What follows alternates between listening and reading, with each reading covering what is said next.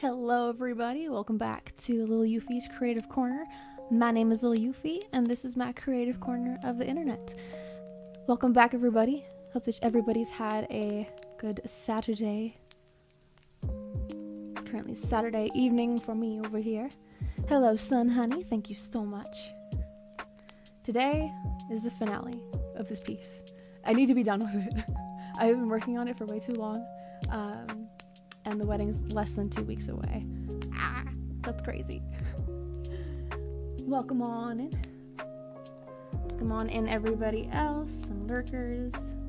All good. If you are working on a creative project over the weekend, hope that you will work on it alongside me today. I think today I'm gonna be softening up some of these shadows in her hair. Maybe. Hello, Yoshi. Welcome on in. I'm doing all right. I'm enjoying my art therapy now that my contribution to the tile cutting for the bathroom remodel is complete for now. It takes longer than expected, and I'm just like, I'm a perfectionistic kind of person, so when I like slightly slip with the X-Acto knife cutting the peel and stick tile, I'm like, just brush it off. Just back it up and redo that cut and just, it's fine. It's not fine. I'm just like, we gotta work with what we got, and I want to do it right. So that's what I've been doing today. But now I'm happily doing my art therapy and working on this bridesmaid. Otherwise, we're gonna be down a bridesmaid. One of the groomsmen had canceled, unfortunately, and so one of the real life bridesmaids is going to be like a flower girl as well.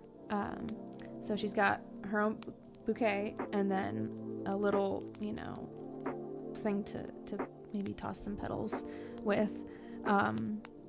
Yeah, so you gotta do what you gotta do. You have to adapt. You gotta be adaptable. You gotta, I don't know.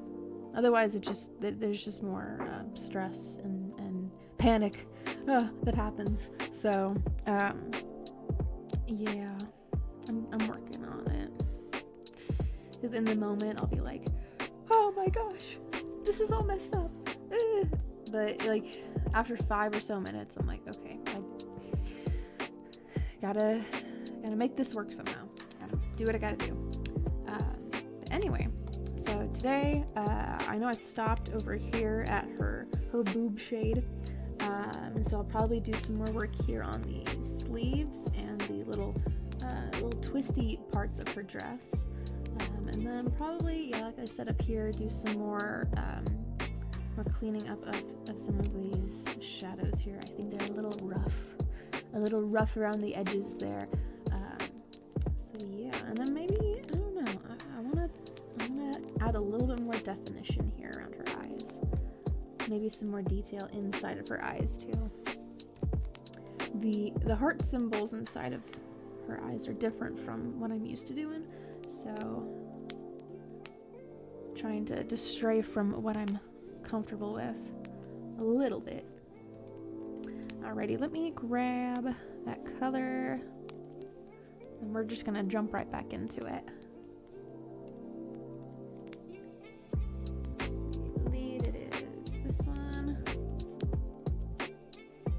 I had an airbrush on this while having it completely isolated from the rest. So going to my line work and select everything in there.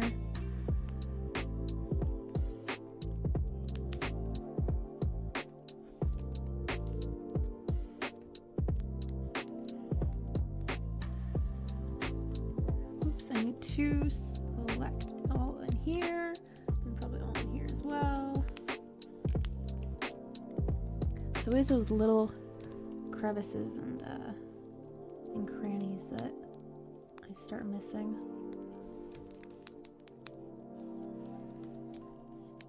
And I can adjust the tolerance setting for my auto select brush. I just didn't, for whatever silly reason. I don't know. Sometimes I do things, I'm like, I think about it after the fact. I'm like, why did I do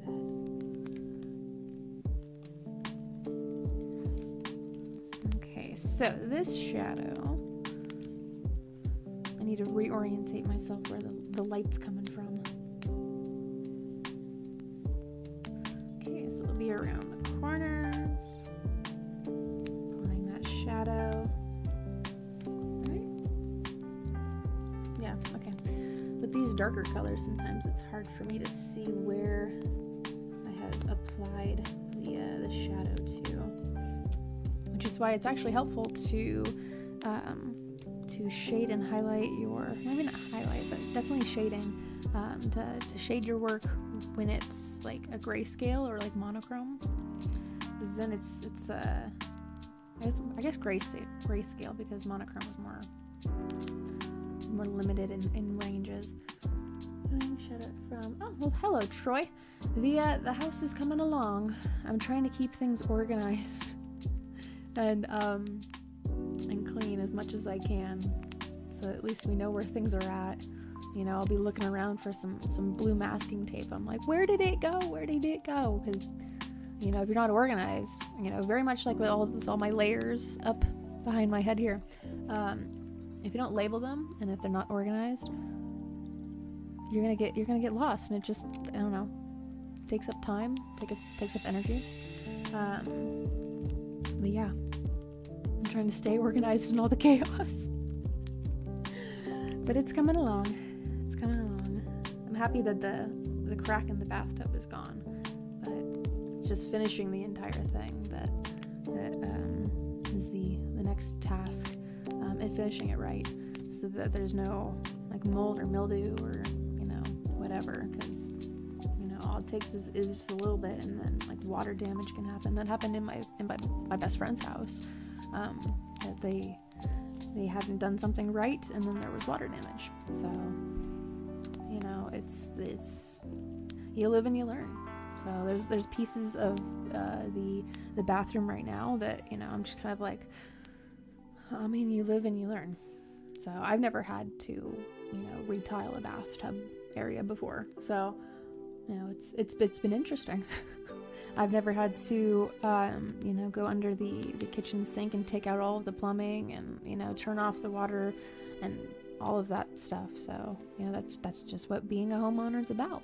You know, like this is your vicinity, and, you know, you're responsible for maintaining it. It's just, you know, either get somebody else to do it and pay them for labor and the supplies and time, or you learn to do it yourself, you know, and then you have to buy the supplies, and it takes up your time and your energy. But at least you're learning new stuff. So that's how I look at it. At least I'm learning stuff. Season, yeah, I know, right? Finally, with this piece. The Bridesmaid Gumi season is coming to a close. I think with 3 hours ahead, I'll have plenty of time to finish this up, and then perhaps even start a new one. I was suggested to do a Halloween piece, since it is approaching upon spooky season. I'm seeing all of the Halloween decor out in the home improvement stores. I'm just like, oh my gosh. I got myself a pack of the cinnamon scented pine cones. Oh yeah, I am getting in the mood for it. I'm about to break out my my ghost tea lights. I found them at grocery outlet, and I got one year, and then I got a second one another year, and they're just slightly different, so not matching, but they're like little buddies.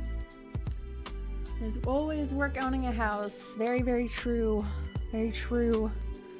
There's always work to be done.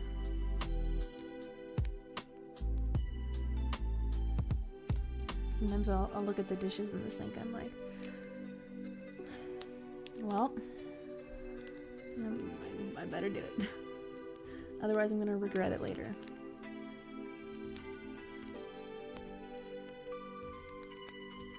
Because if I want a clean sink, I better clean the sink.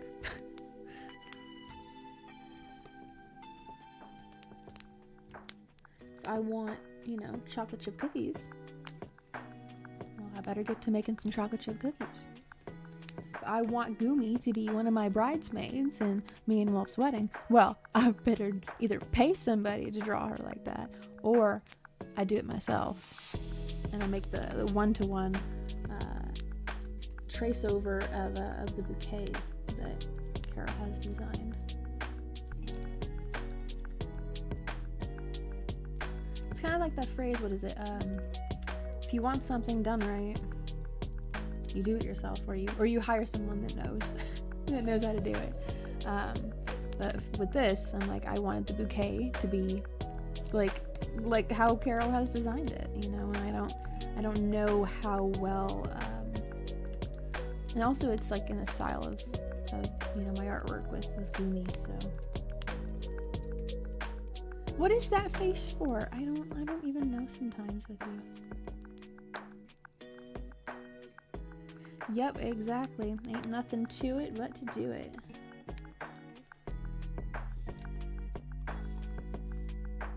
Okay. I think I need to get in this little spot here. That's always the issue with the transparent watercolor brush. I'm finding that the origin of where you start your pen stroke, it'll just drag that color. So just being decisive and purposeful about where you're going.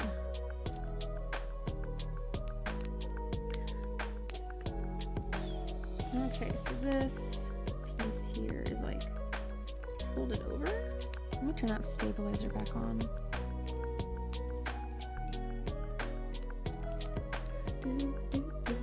After hearing these songs so many times, I start like remembering how they go and singing along. Which I used to do that when I streamed on Twitch, but the music that I was using had lyrics to it to sing along with. Hello, machinist. Welcome on in. I'm doing all right. My fingers are a little sore from the pressing down of the X-Acto knife on the tile and like keeping the ruler, the straight edge in place. I also did a bunch of gardening and weeding today, so I'm a little worn out, but like art therapy is art therapy. I want to do this, you know, so, and I have to too. If I want this virtual bridesmaid done, I gotta do it. So, but it's good. It's good. It's productive, and honestly, like being productive is very satisfying to me. I don't know. There's something about being like making something or having contributed to something greater than oneself by you know, contributing that what you're good at, you know, and making that space better. I don't know, just very like my soul is fulfilled in that way by contributing that. So having the artwork and the live stream parts of the wedding, I don't know, it makes my soul happy very much. Hello, Randy. Welcome on in. Hope that everybody's Saturday has been treating them well. Did I do? Okay, I did not do that side yet. Need to make sure I get the shadow for where the hair is coming in. Hello, James. It has been a while, hasn't it?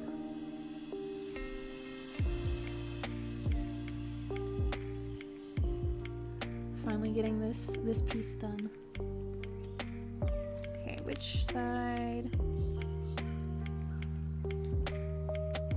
Let's do it this way.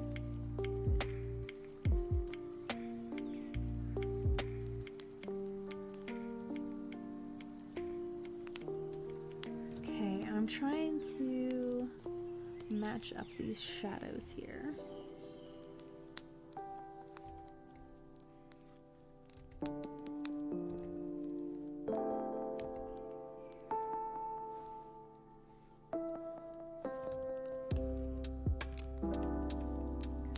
see, there's another one. It's gonna come down here.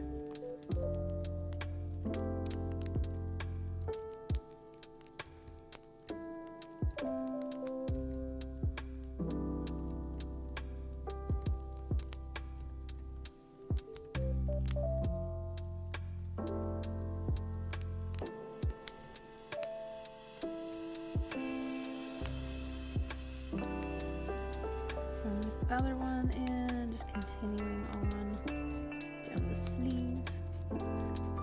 How far does it go over here? Okay. So we're just gonna let this be above the line. Try and get a nice angle there that's comfortable for my hand too.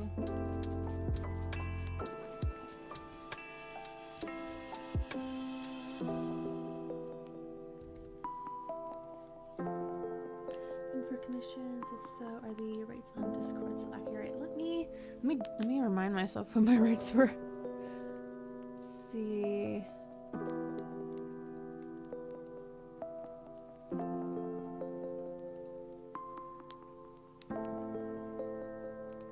Okay, so they would be from. Oh my goodness. So okay. The commissions channel in the Discord has not been updated since 2021. Oh my goodness. I need to update them. So I need to update this thing. Wow, I had not even opened up that channel in my server in a hot minute. Goodness me.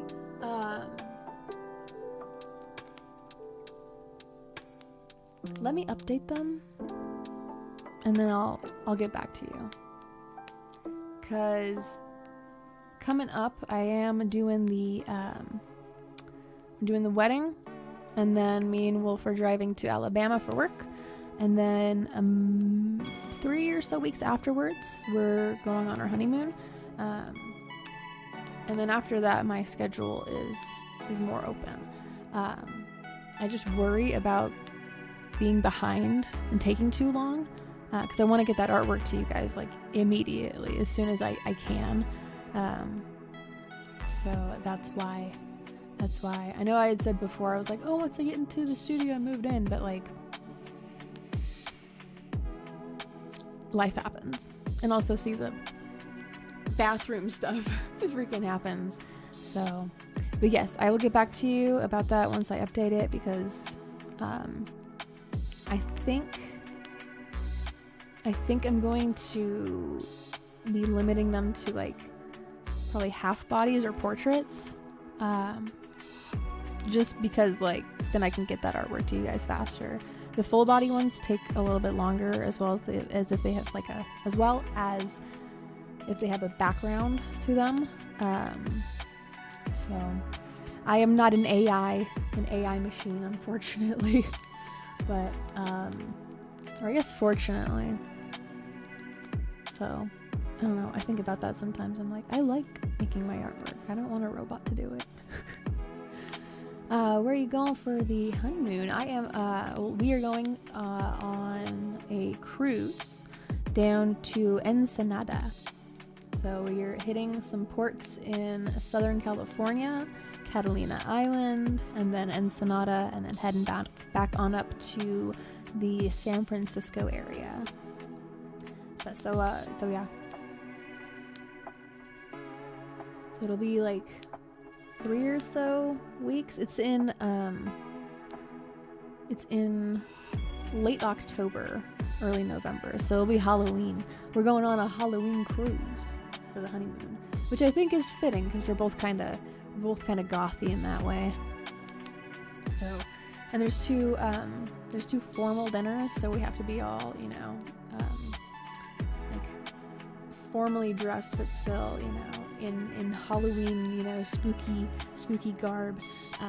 So I've got a gothy Victorian dress that I'm gonna be wearing, and then Wolf's gonna have some sort of black suit or dress shirt or something. I don't know what he's got planned. But yeah, so fun stuff. But it takes a large chunk of the calendar up. But yeah, for sure, do some pondering, some brainstorming, and once I have that stuff updated, I'm gonna make a note, because I know I'll get distracted by bathroom stuff and wedding stuff, and like I completely blanked too on because usually I help out in making the tech staff badges and posters for little flyers and stuff for the concert that me and Wolf put on, but it didn't happen this year. I guess it could if I rush order them and I rush design these things, but like usually I would have them done earlier, but because of wedding, because of the bathroom stuff, because of, you know, like I'm also trying to get all these weeds out of the backyard, like this is too much. There's so much. But yeah, so I'm gonna make a note of it, because I know that like after like 3 or so hours I'm gonna end up being like, what was I supposed to do? So just because my memory sucks. Update comm sheet. I was looking at my other notes over there. Like, oh, that's right. Eventually I'm gonna have to make a tinfoil hat emote for Wolf. Okay. Let's go over here. This is why I give myself plenty of time. Okay, both sides look like they are good and shaded. Let's move on over to the side of her dress. I'm going to auto select this. I don't wanna have to be too cautious of where I'm applying the shade.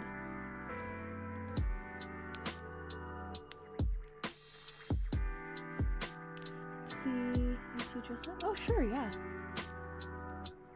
We'll take lots of pictures. And I know that they have little stations that will like take your picture for you, like in front of like a backdrop or something. Me and my grandma did that a couple of times. Funnily enough, this is actually the same exact ship that I took that cruise with her on for my my high school graduation present.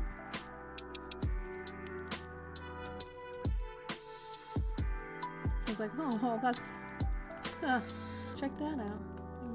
I can give Wolf a tour of the boat. Oh, Mecca. Yeah. Unfortunately, I don't draw Mecca because it's too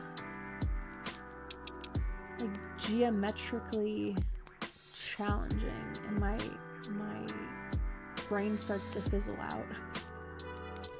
I'm sorry. The most I can do with geometric shapes is the backgrounds. Like I can do goodness here. I'll invert this because I'm terrible at like verbally explaining myself. That's why I'm doing this here. Like make it right here. The most I can do is like why is this not drawing really well? Like it too. There we go.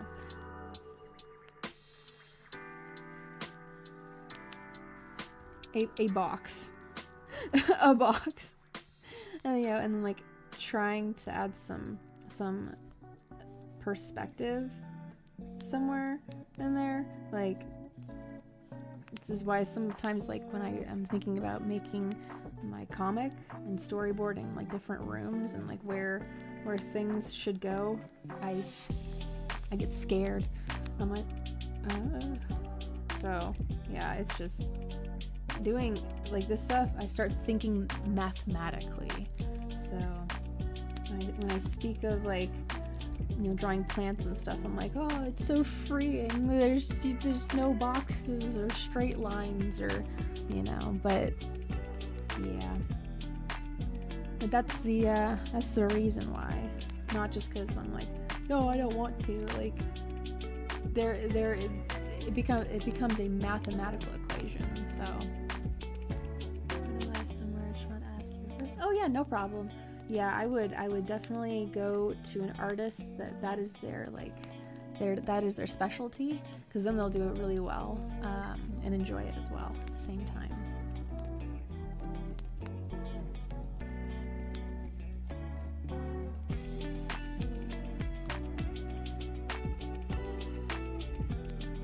So like when I notice, like when I'm making my own artwork, I notice that the coloring parts of it and sketching out of plant life is my most like enjoyable part of it. So it kind of like puts you in a niche of artists and other like, you know, art fans that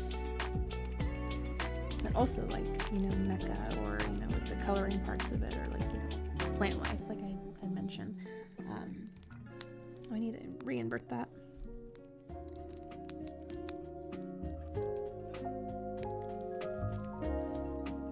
That's why I think about like making my own like plant coloring book of some sort, just because I like drawing plants and I like coloring them. So, you know, it's yeah. But I know there's like coloring books out there that have mecha in them too.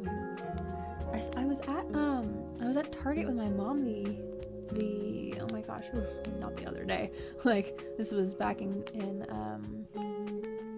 I was in California for my cousin's quinceañera, but we were at Target and I saw these coloring books that it's Star Wars and it's manga, but you are coloring in like Star Wars anime characters. It was really cool. I was like, huh. I'm not used to seeing that.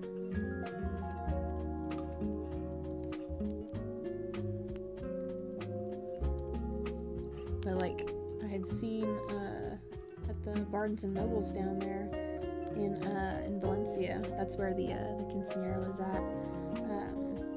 Not Valencia, Spain, Valencia, California. I had entirely forgotten there was a Valencia, Spain until I had to clarify. Like, no, I'm not on an international flight. I'm on a train going down to California. But when I was at the Barnes and Nobles, it's like I saw the Beauty and the Beast manga. I was like, what the heck is that? I just think it's very intriguing. I don't know why this popped into my brain all of a sudden, but I'm kind of just like anticipating like a Lion King manga. That would be interesting to see those characters in a more anime style. I know that they're coming out with and I don't know why. I mean, I know why. It's because money, and because they're a little afraid to like make new stories or something. I don't know, but like they're making the live action prequel to The Lion King. It's about Mufasa, and I'm just like, we have books. We have the books. There's a series of books that talk about Mufasa and Scar when they were cubs, and a couple different other like stories about like Simba and Nala, and you know, when they were like still cubs and growing up. But oh, cool. See, I love those manga that they're just different, you know. It's not like, I don't know, that's what catches my eye, is when it's different enough. like to read the original work first. Right, yep. See, like, you have a deeper appreciation for it, you know, to see how it's adapted.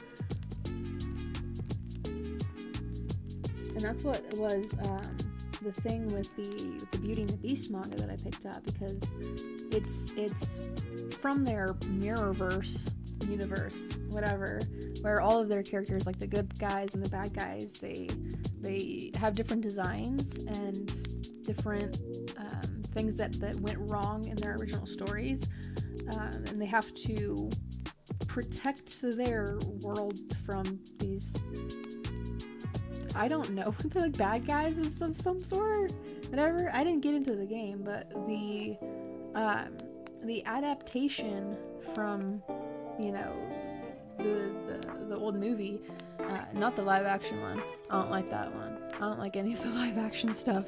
It just, I don't know, the magic is taken out of it, you know. But and it's less immersive. Like, I can't escape into that kind of a space, because they look like real people. It's real people. Like, why is the fish in the live action Little Mermaid, like, why is it so like realistic looking but also still talking?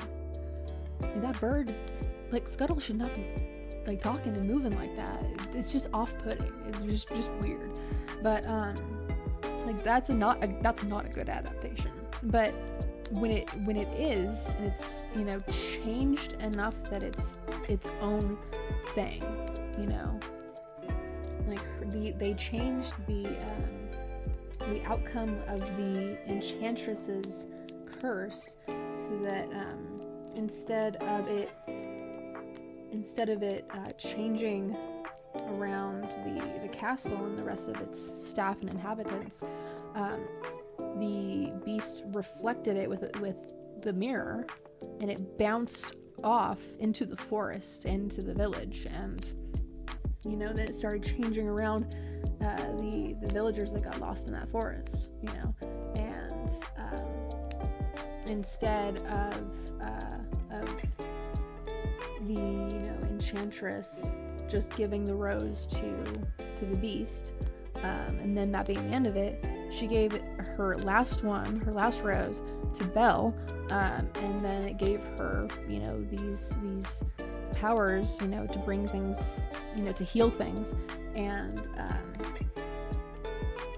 it's just interesting to see that in a manga format, you know, because I'm like, huh, this is familiar, but it's different, and it looks very, I don't know, like eye-catching to me, you know, who likes 2D animation and comics, those kind of stories. Anyway, got me talking about the manga that I found. I was like, oh, that's so cool. But yeah, like, if I ever find a manga that is an adaptation of like Hamlet or A Midsummer Night's Dream, like, I'll pick that up. So, the goldfish from the live action Cat in the... God, I completely forgot about that movie until you mentioned that. Oh my gosh, I remember when I first watched that, I was thinking to myself, why does it look so wet? Like, it's just overly, I know it's a fish, but like, and why is its eyes just popping out of its head? Like,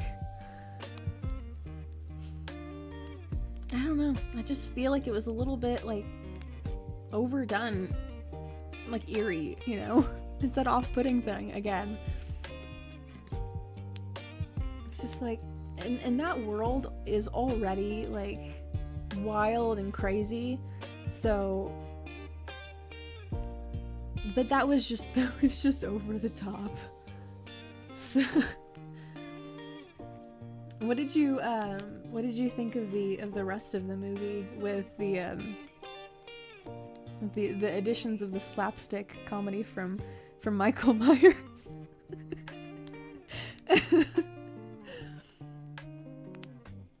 Yeah, I'm trying my best, Machinist, and so is Wolf. We're working with what we got, and with the DIY professionalism that we've been researching. So we're gonna make it look as best as we can. Switch that on over. I remember the going back to the live action Cat in the Hat movie. I remember the dance, the where he's dressed up as the lady with the fruit on his head. Oh, there's one day baby bear. Why are you making bears in the bathroom? Is that a different way to say it, like making poops? I don't know. Lincoln Pork, thank you so much for joining us tonight, and also thank you so much for the compliments on the bathroom. I am not a licensed bathroom tiler, so I'm just like watching a video, looking at pictures, and watching another video. So brown bears, the Cosby. Yeah, I wondered. I was like, how are you gonna make bears? Oh, that's right. They're brown usually, so it's, yep, like making logs. As a kid, watching, thinking about the actor really hate. Yeah, and you can tell, just the pain.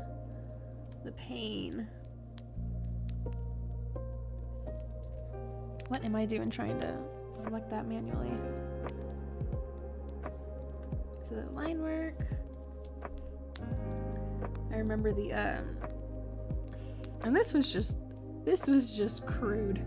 This is cruel and crude of them to do, but the scene where there's the kids' birthday party and they have the piñata, and I can't remember how this happens, but the cat, he goes and he like gets swapped around from the piñata to himself. He's now the piñata, and the kid, the birthday kid, he goes and gets a bat. Maybe it's not the birthday kid, whatever. But he goes and he smacks him right in his little cat balls.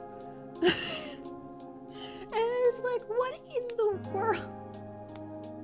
And then it swaps over to like this, this scene of him, like, he's swinging on a swing, and it's like, so peaceful. And it cuts back, and he's just like screaming. I remember sitting there watching it as like, oh my gosh, it's like 10 or 12 or something like that. I don't know, I was a little kid. But my jaw had just dropped. I was like, this did not happen in the books. So much of this did not happen in the books. I feel like it was, right? Yeah, like, no warning.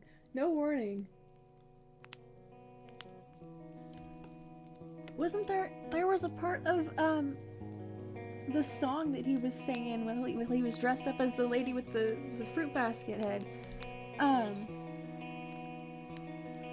There's a line in the song where he starts talking about, like, removing his balls and stuff. So well, I guess he didn't have any balls to be smacked, but it still hurt, huh? Oh my gosh. I don't need to actually select anything in here, but I'm going to anyway, because I like to just complete the area. I like this color. It's completing the area. That is what it is. Okay. Yeah, it was both too mature for kids and too immature for adults. Yeah, I'm just like, what is your demographic? Like, teenagers? Maybe. Because I could see that being catered towards teenagers, Some of the humor, I'm going to end up rewatching it at some point with like my younger brothers, because that was one of their, not favorite movies, but they can quote it enough. Yes. Teens that are participating in, the substances a little too early in their life, and adults that have inebriated themselves enough. Yeah, especially when they start breaking out the box and the things start and everything starts turning like purple pink goo, whatever. I'm like, what in the world is going? They use the babysitter as a raft. What in the world? That's... yeah. I don't remember a babysitter in the book. I remember the thing 1 and thing 2 and the cat. And then the 2 kids and the goldfish, and then the mom that you only see the torso down of. It's more like the hips down or something. Maybe even like just a foot. I don't know. But you see her like telling the kids to behave, leaving the house, then coming back and being like, "Oh, it's so clean, it's so spa. Oh, what did you guys do all day?" But then they go and they added in the mom's boyfriend, who gets his stuff repossessed because he's not actually, you know, he's not actually who he says he is. Let's see, I'm trying to make sure that my shadows here are in the right spots. And the babysitter and like the mom's workplace. It's just, I don't know. Was it directed by the same people that made the Johnny Depp, Willy Wonka and the Chocolate Factory, or Charlie and the Chocolate Factory? Oh God, you scared me. Don't do that. This is my calm space. What did you... I heard you talking bad about my coffee. I did not. Well, you know how that goes sometimes. They try to rattle some stuff. I don't know. Go cut the hole in the tile, please. Thank you. The chaos. The chaos demon. He rears his head. Need to be under the influence so that your brain the blanks. Yeah. I don't, maybe perhaps the directors, the producers, the writers, they were all partaking in the same substances, perhaps. I can foresee that, you know, not foresee that, but like look back and see that, you know, probably you know, they're in the writer's room in the think tank there, entirely not sober. But the Johnny Depp Charlie in the Chocolate Factory or whatever, they changed it too, because the one with my goodness, with Gene Wilder was named Willy Wonka in the Chocolate Factory, and then the Johnny Depp one is Charlie, which I always thought was interesting. They changed it. I think that's actually how it's originally titled. I wonder why Gene Wilder's was changed then. To say Willy Wonka in the Chocolate Factory, not that one. But the Johnny Depp one just gives me the same like wacky, strange vibe that the Cat in the Hat live action movie, that feeling gives me. You know, it's very chaotic and slapstick, and with, you know, some inappropriate jokes that are too immature for adults but too mature for kids. So Tony's even... Was it Tim Burton? Hold on, I need to look into this.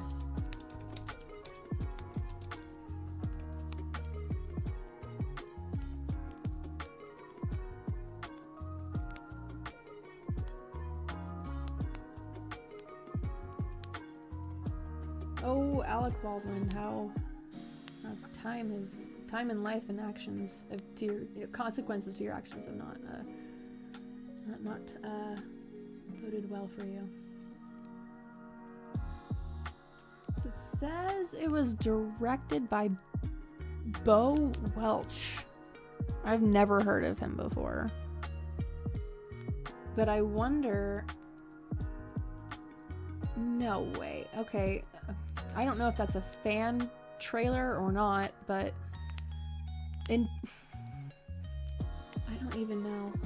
I guess that somebody out there is working on a like animated 3D animation movie of the Cat in the Hat in 2026.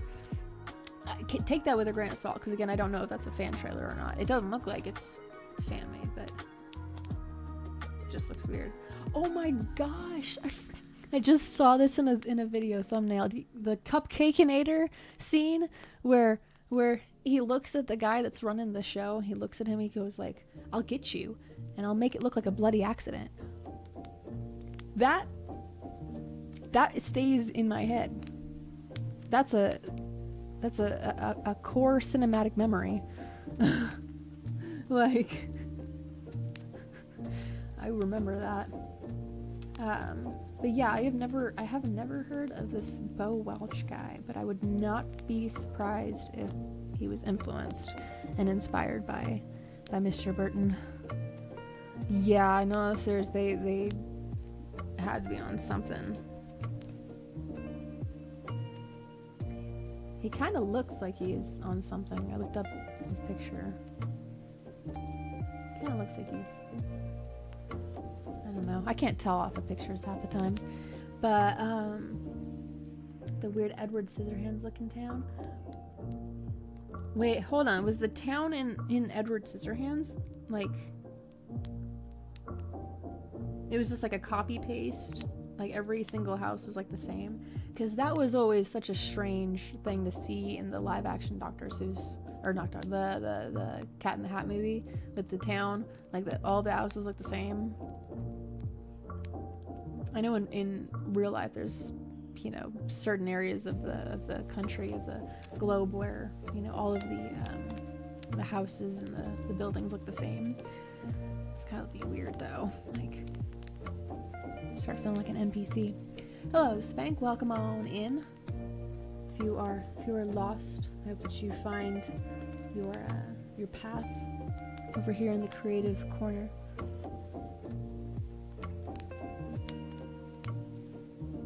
Yeah, it is the vibe.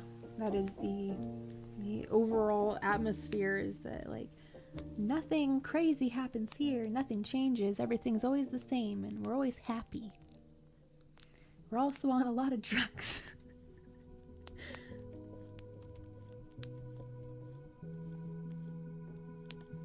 There was a game that was like that called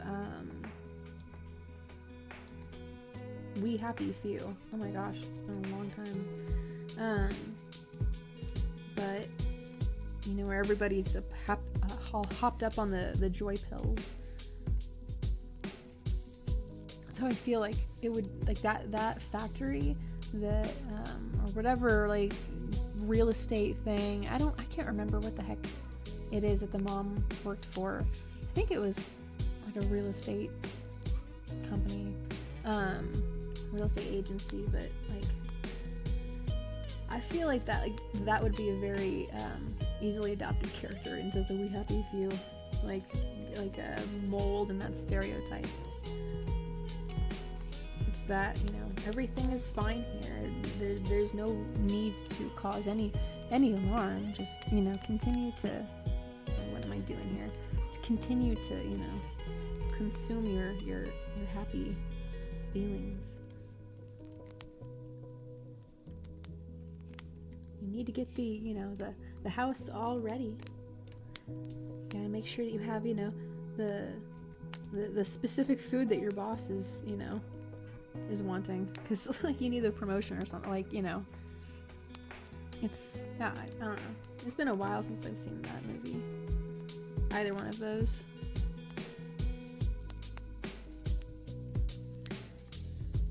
I remember the first time that I watched Edward Scissorhands, I would wince every single time, like, that he'd be, you know, slashing his fingers around and be like, you're gonna cut yourself.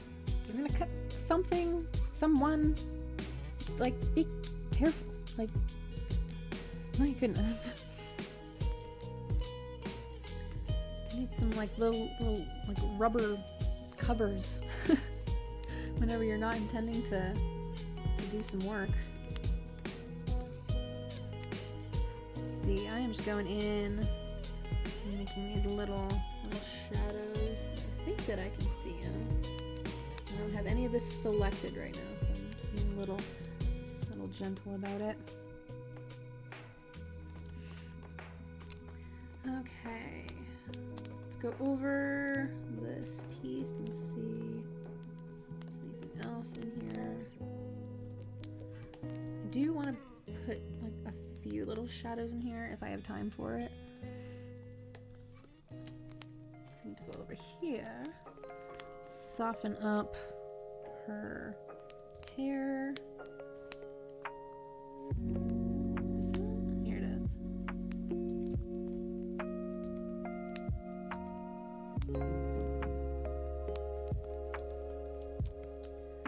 Okay, I'm gonna do this next part by just having a transparent airbrush and just soften this up a little bit. Then here too, we'll add this little area.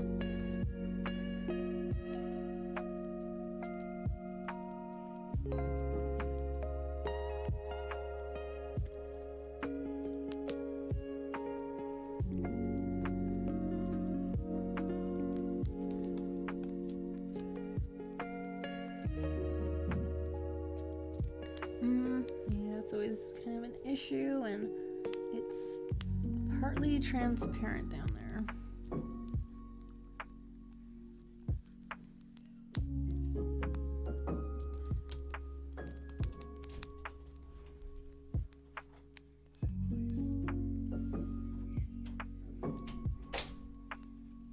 Apparently the last tile is in place. Finally. I think the part of it that takes the longest is the measuring and the actual cutting of the material.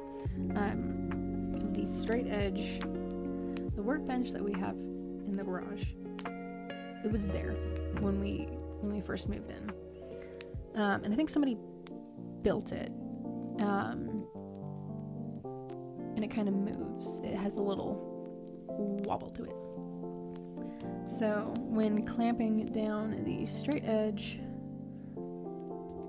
it gets a little finicky.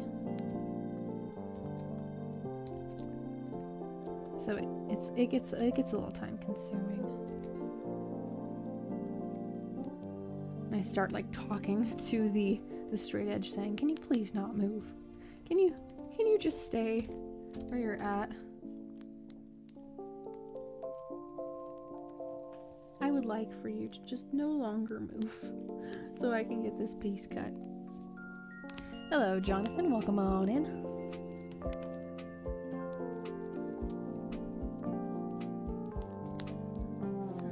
Little piece in here to kind of break up the... Oh, actually, I forgot to do this first. I'm gonna lighten that up. Vic BC, right? Oh my gosh. Hello, everybody. Welcome on in from the Vics. This is my art show, my finale for the Bridesmaid artwork that I am making. Some of the Bridesmaid. Hello, Andy, Traveling Fools, Dragon, Wanda. Welcome on in.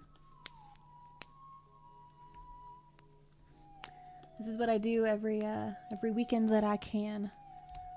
Make my artwork, have my art therapy, and if you guys are creative as well and have time to do creative stuff on the weekend, I do hope to see you again in future streams. I'm gonna be on for another 2 or so hours, so just letting you guys all know.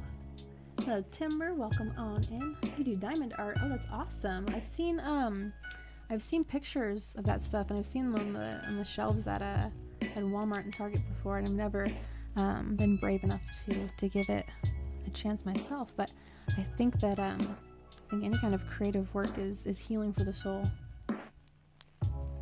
Hello, Anne. Welcome on in. Thank you, Misty. I do appreciate this very, very much. I'm not used to getting raids beyond what Wolf gives. I'm just like, what in the world? Well, I do appreciate it. Thank you very much. Hello, Oilers. Welcome on in. Val. Indeed, yes. Less than 2 weeks away. That means I gotta get this thing done. I'm like, I need this printed and I need it framed so that I can embarrass one of the groomsmen.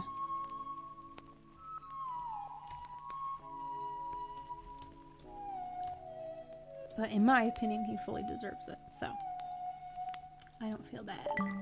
Hello, Fry. Welcome on in. Blister. Was that Janice? Thank you so much for the subscribe. I do appreciate that. Not that long ago, I hit my milestone of 500 subscribers, and I did an art giveaway, and Sunhoney also contributed the $10 Amazon gift card too. So once I hit some more milestones, my next one being 600, I'll do another artwork giveaway, and I'll see if I can do my own gift card, because I think that was really sweet of Sunhoney. Oh, thank you, Diamond. I don't know why Streamlabs doesn't always do every single subscribe. I don't know what it is with that, but yeah, if you enjoy the artwork, be sure to drop a like, and if you want to see more, be sure to subscribe. I do this every weekend that I am able to. I also post time lapses. Every now and then I'll post like an original song or something like that. If you want to see more of my artwork, I have my DeviantArt link popping up there shortly. Oh, you also do diamond art. That's cool. Thank you, Val. So yeah, I have a lot of my other artwork up there on the DeviantArt link. And then I also have my Twitter here. I post work in progress pictures, as well as like thank you for joining me during my stream. So all of that stuff. Today I am trying my best to finish this piece so that tomorrow I can do some spooky artwork, because it is coming close to October. Spooky season is upon us. Marjorie Taylor, great. Why? Why Spank? I think Gumi has a better figure than her. Sorry, MTG. But maybe it's the green hair. I don't know. Have you ever used a 3D printer for your art? Not yet. Not yet. Because for one, I've never had access to a 3D printer until I got together with Wolf, and then there was one in his folks' garage that is his younger brother's. But my younger brothers are very much also into 3D modeling. We didn't have a 3D printer at my parents' place, so we don't have one here. But I don't know. Eventually, I don't know. We might have something like that in the garage. Yeah, like a lime sucker. Yeah, she does have lime hair. So okay, funnily enough, Blisterville. Okay, I have a design in my head. I haven't drawn this out yet. I have a design of an anime girl that is all Gadsden flag themed. Like, she's got, big ol', AR in one hand, and, American flag in another, and then yellow and black and snakes. So I've got something going on in the mix of combining anime and freedom. It's cool. Printer's pretty cheap. Yeah, I hear that the filament, right? Is that the word for it? The material for it becomes a little pricey, and then maintenance. But those are my only concerns. But yeah, for like doing like 3D art stuff, I would try to make a succulent first. Like, just a very like simple, like repeated design all the way around, and then it gets smaller and more more vertical as it gets towards the center. Maybe have it like in a pot. So I went to the home improvement store with Wolf today and I got myself some hen and chick succulents again. I was like, yay! It's been a while since I had succulents. I had some over at my parents' place, and surprisingly, they survived over the winter. I was sure that they were gonna die, but they came back. There's this little piece on her hair. Where is that? Hold on a second. What is going on right here? Oh, okay. I think it's just the shadow that is clipping it. I get kind of detail oriented on the pixels. So I'm gonna do some more designs inside of her eye here, just because I think that these are a little blank for some reason. Let's see, so the alpha layer is locked. I'm gonna take some for pupil color. Let's try that. A lot of times I am just playing around with colors and seeing what works and what doesn't work. It makes things just a little more dramatic or eye-popping.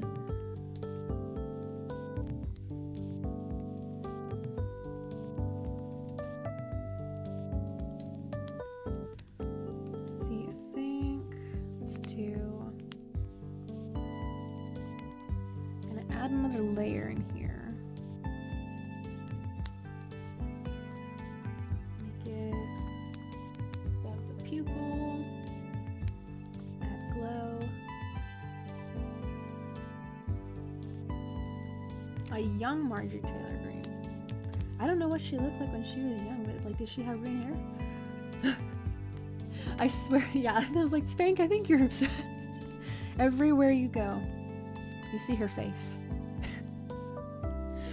You should just make that, like, put your profile picture, your name, where Spider-Man is, and then just have Marjorie Taylor Greene just in the background on the brick wall. She's a yes she can bracelet. Oh my goodness. I just totally confused people. Oh my goodness. He is I think he's still working on the bathroom right now. He came in here earlier and was like, it is done. It is placed. It's in. So I'm assuming that he's doing something else, like maybe preparing the grout. I don't know. We don't have cameras all around the house yet. We can watch. Like, where is this? Where is he at? Where is she at? They're little stalkers for each other.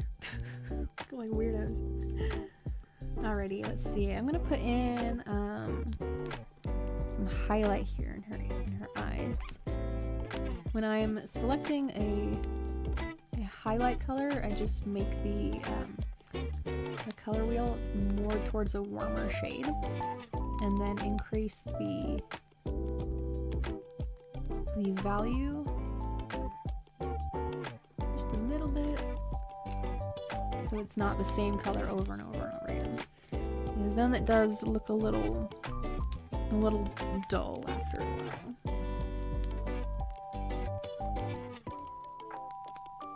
This needs to be brought down about 50 or so. Clean that up again.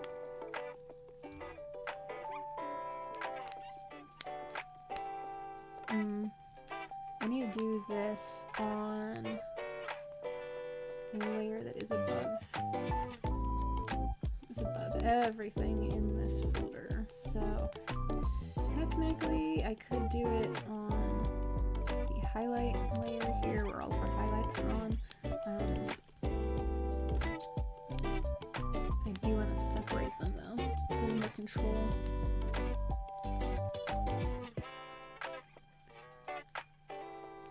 So see, I moved it upwards above everything else in this group.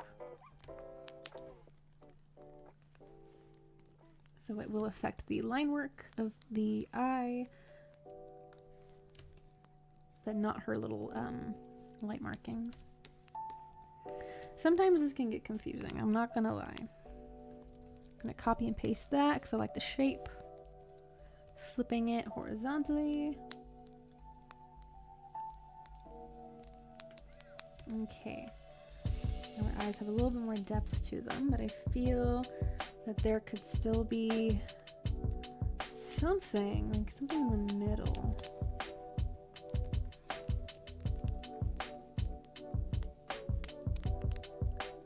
Add the hearts recently? Not recently, no. It was... Gosh, when was that? I can't remember. But it was... I wanna say it was like 3 weekends ago? They should be in the archive. Not archive, the art playlist. Yeah, I don't know when I did those, besides like, you know, a few weekends ago. But yeah, it breaks the norm of usually what I put in the eyes, little details. But yeah, they're small enough that I'm not surprised that they went like whew.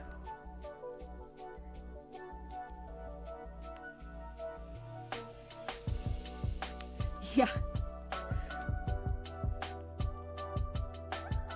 Okay, I think I'm gonna add in the airbrush here. I'll just go around her pupil very, very briefly.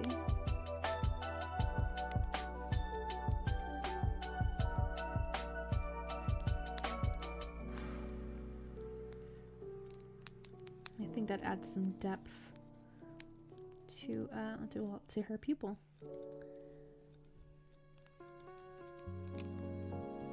I think this I will also just copy paste and flip it horizontally because there is some more color to the inside of her eye that I'm adding in here.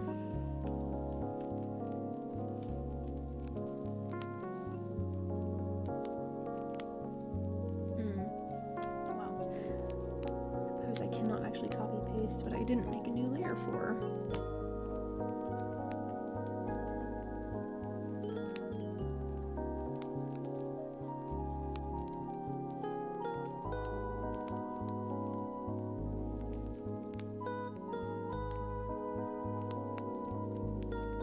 Okay, so that is looking even.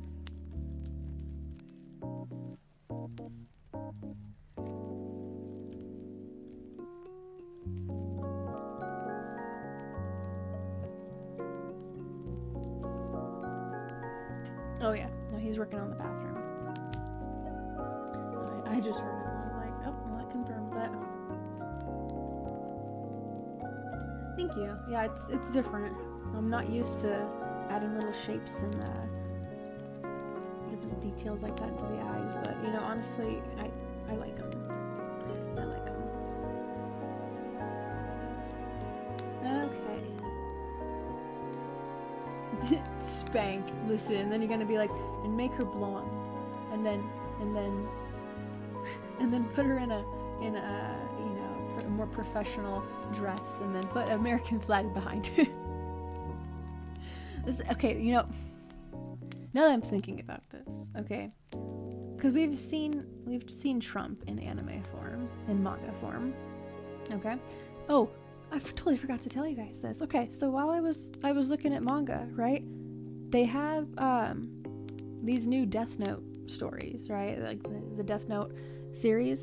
In one of these stories, Ryuk, the Shinigami, the death god, gives a death note to what looks like Trump. Just like, what in the world? And it was, I think that it was made while he was president in 2020.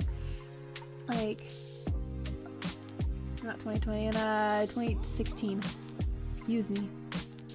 But yeah, I was like, what in the world? Like, I had to do a double take. I was like, because I flipped past the page and I was like, what was that? So, but it makes me think, like, you know, And I imagine somebody out there has already done this. You could probably just Google image search it. But like, you know, manga version, anime version of Marjorie Taylor Greene. Like, what in the world?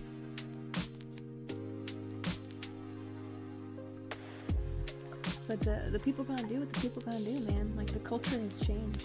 I remember when I was in high school and middle school, like, anime was not something that was so accepted, you know, so, like, mainstream. We got mainstream anime now. Like, when I was a kid, like, you know, you mentioned Naruto and, you know, and Dragon Ball and, you know, Death Note in my case, and, you know, you get made fun of for it, you know, you get picked on and stuff, and now the kids are like, what do you mean you haven't seen, you know, Bleach or Naruto or Dragon Ball? I'm like, because, like, look how many episodes there are, man. Like, I don't got time for that. I have a life to live. See, I know I said that I was going to put some depth to the rest of her face, too.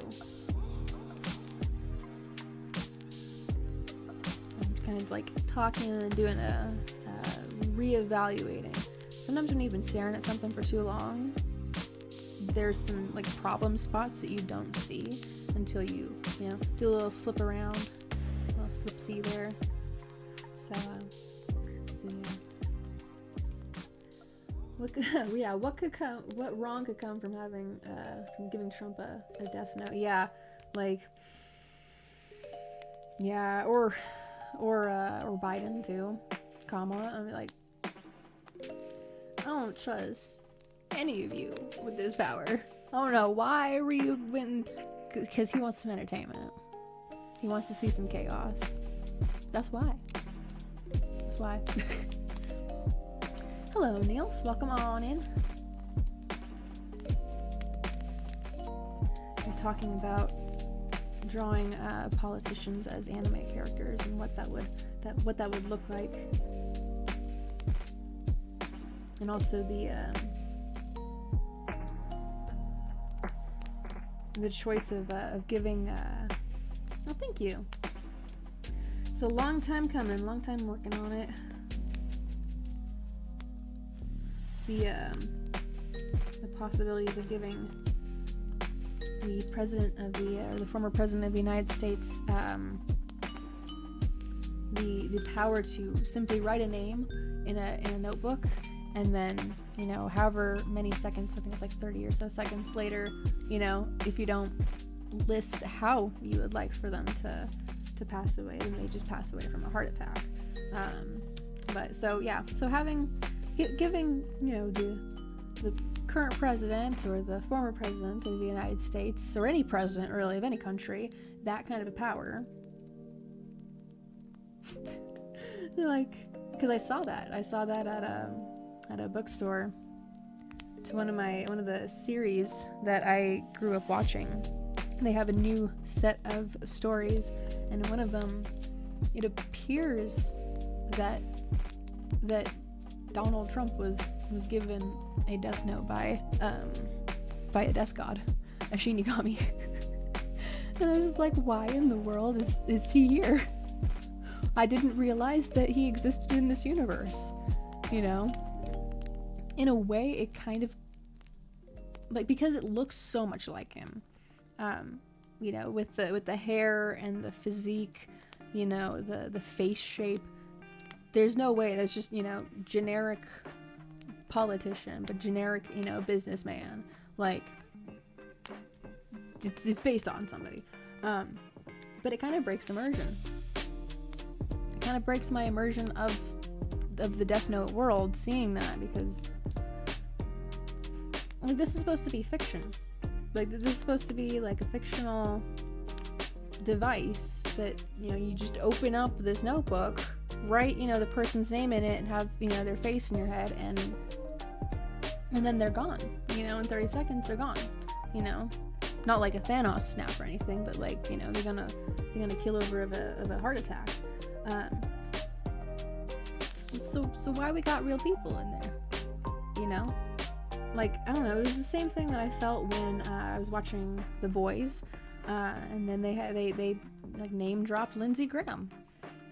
I'm just like, I didn't realize Lindsey Graham was part of that universe. You can, just hop over to the fictional universe where you got superheroes and supervillains and Compound B and stuff. Like, huh?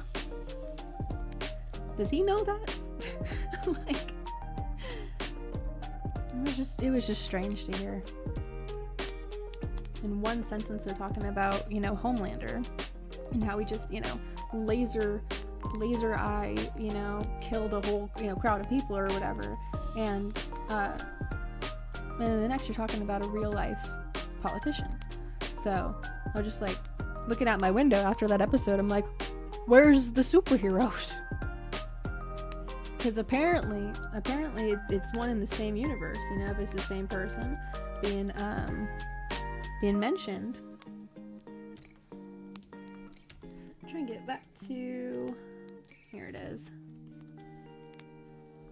so I can put a little bit more depth to her face, because I know that there's some kind of a shadow here and here. This pushes the bridge of the nose forward by just adding a little bit more depth to where her eyes are at. Not too much though, I need to lower the size of that brush. But yeah, I don't know, it's just like, I don't know why. I mean, I understand why. I feel like it's lazy writing. Yeah, and Stacey Abrams and like, it's just like, why? What, like, it breaks the immersion, because that's a real person. If you're gonna insert real people into your fictional universe, I don't want to recognize them as a real, like how they actually are in reality, because that universe is not reality. So Highlander 2000, I don't think I've seen that. There's a lot of stuff I haven't seen. I have a list. I'm gonna add that to it.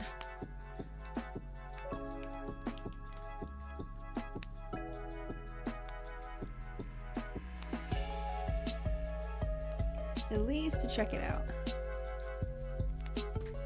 I just want to check it out, because if it's another example of like people inserting real like a celebrity or like a politician or whatever into a movie and then or a series at all, like they don't change it enough to the point where they're not recognizable, like, which negates the entire point of why they do that, I think.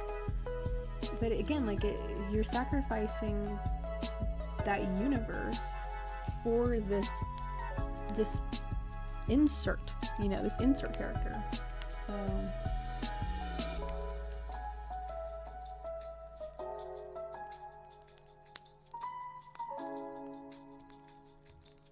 are you guys what are you guys making? Need to add some more to her hair in there.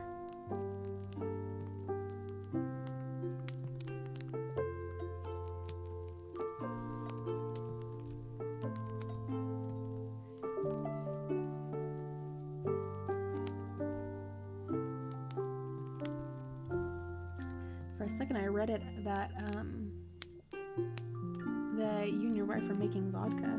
I was like, what in the world? How do you do that?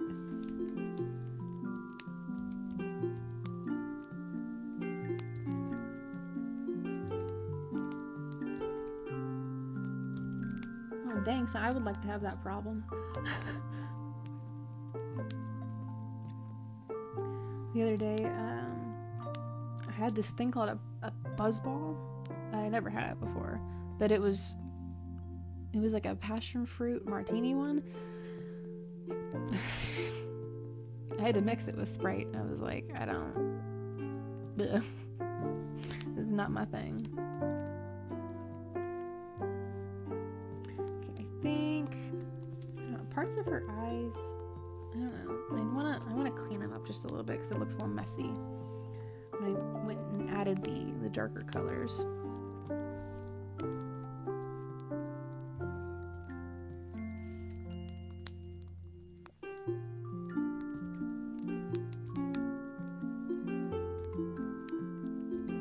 Wonder if I can drag this upwards a bit.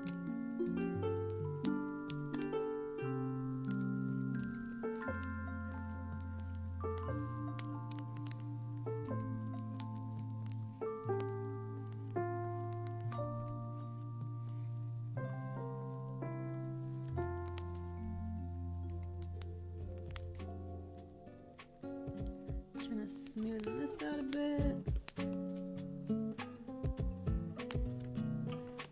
And then go back over here.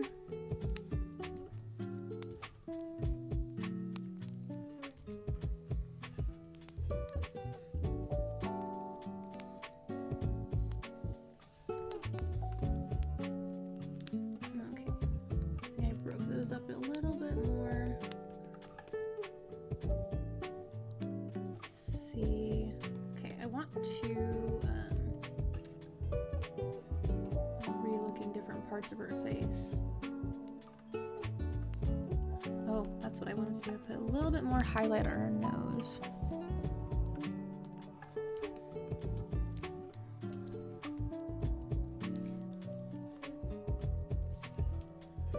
Yeah, they were. I mean, yeah, they weren't all that in a bag of beans. I feel like we could have mixed something better.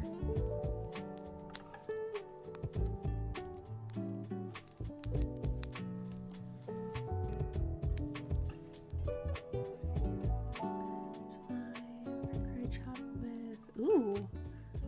Oh wow.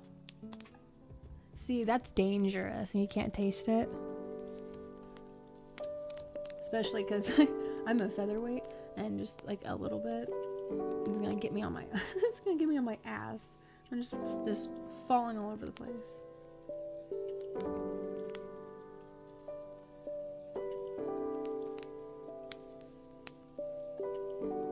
feel like I need a little bit of shadow here.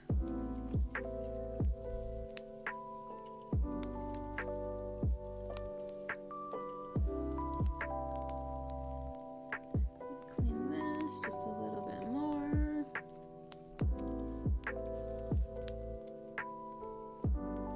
Oh yeah. You end up going back for, you know, a second one. If you can even get to the kitchen and make some more. Oh my goodness. No.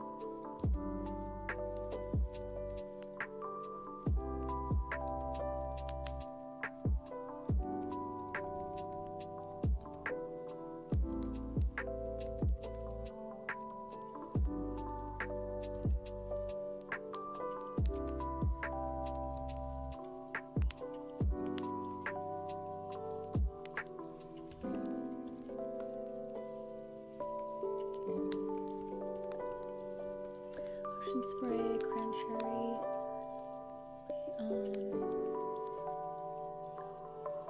Oh, interesting. I've seen the ocean spray cranberry before, but I'd never thought to mix it with stuff.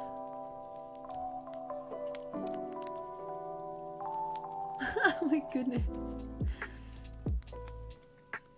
Earlier today when I was gardening, the neighbor's cat. We have a couple of neighbors with cats. We have one on the right side of us and across the street. They both have cats. And the one on the right side of us, it's a black and white cat. I think it's a girl. Got a little pink collar, but she keeps. Oh my gosh. Right? Yeah, like it's just a little snack just walking by. But I have caught the neighbor's cat using the backyard, the area that I have de-weeded and tilled it and everything, gotten it all ready for some crops. It's really nice soft soil, but apparently for the cat it also thinks the same and uses it as a litter box. So I saw her out there, and I opened up the window and I asked her, "Are you pooping out there again? What are you doing?" She ran. Oh, I'm not doing anything. And then she ended up going like underneath the deck. So I went out there, I stuck my head underneath there. I found her. I was like, "What are you doing? What are you doing? I saw you pooping. Get out of here." Like, she's cute and everything, but it just...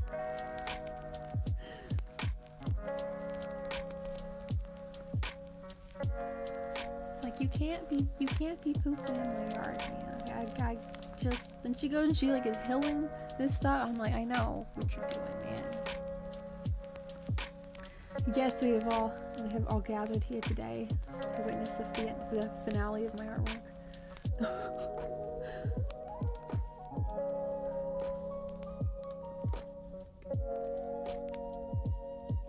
I think I'm gonna use an airbrush for this and then just clean it up a little bit.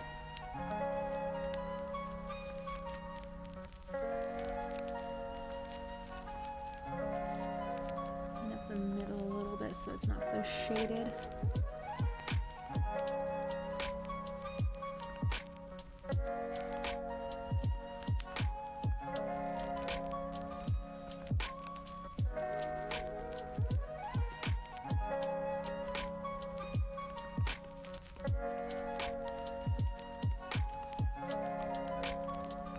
See, I think that looks just a little too much now. Like I said, I'm just experimenting with where certain pieces should go.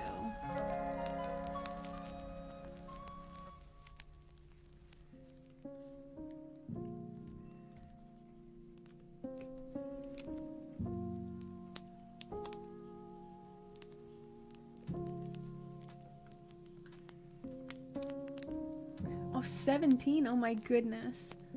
You have an entire army. Entire cat army there.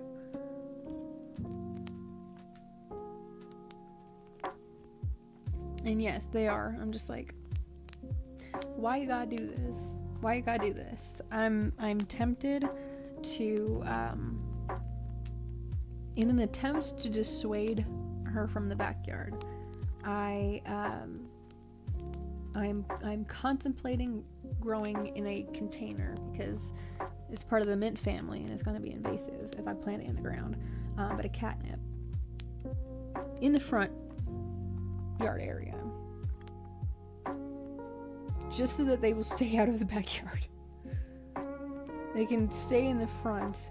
There's nothing in the backyard that would be, you know, attractive to them. Even like I was recommended to put tinfoil out there because they don't like the sound or the sight or the look of it, or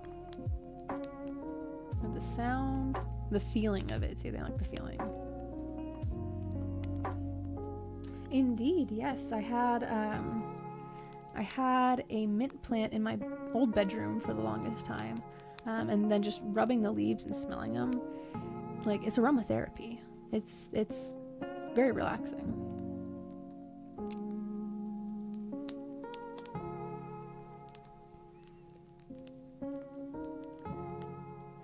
Reason think I like them. Oh my gosh, they're like, hello, sir.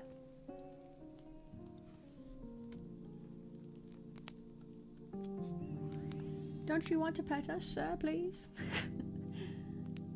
Cayenne pepper or marigolds.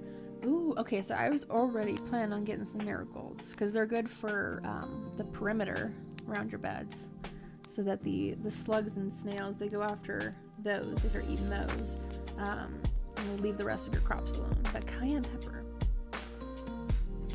I imagine because they pick up on the smell and they don't like the smell. Ooh, summer rolls, nice. Still at mint. Oh, heck yeah. Especially when it's like fresh ingredients like that. That's the whole reason why I'm like, I need to start my garden ASAP. When and even like before the last spring frost, I'm gonna be starting stuff indoors. Just so I already have things available just to plant them in there. So I gotta buy them. I don't want to keep going out to the grocery store and buying stuff that I can easily grow myself. We have been blessed with a very well tillable backyard, and I intend to use it. There's a difference here between the freaking shadows. I just noticed that. There's a difference.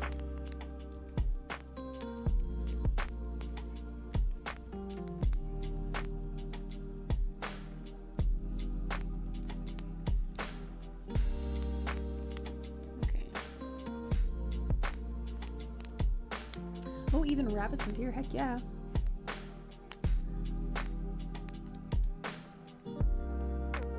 Yeah, we have, I haven't seen any yet, but I know that we have, deer around the outside of the town.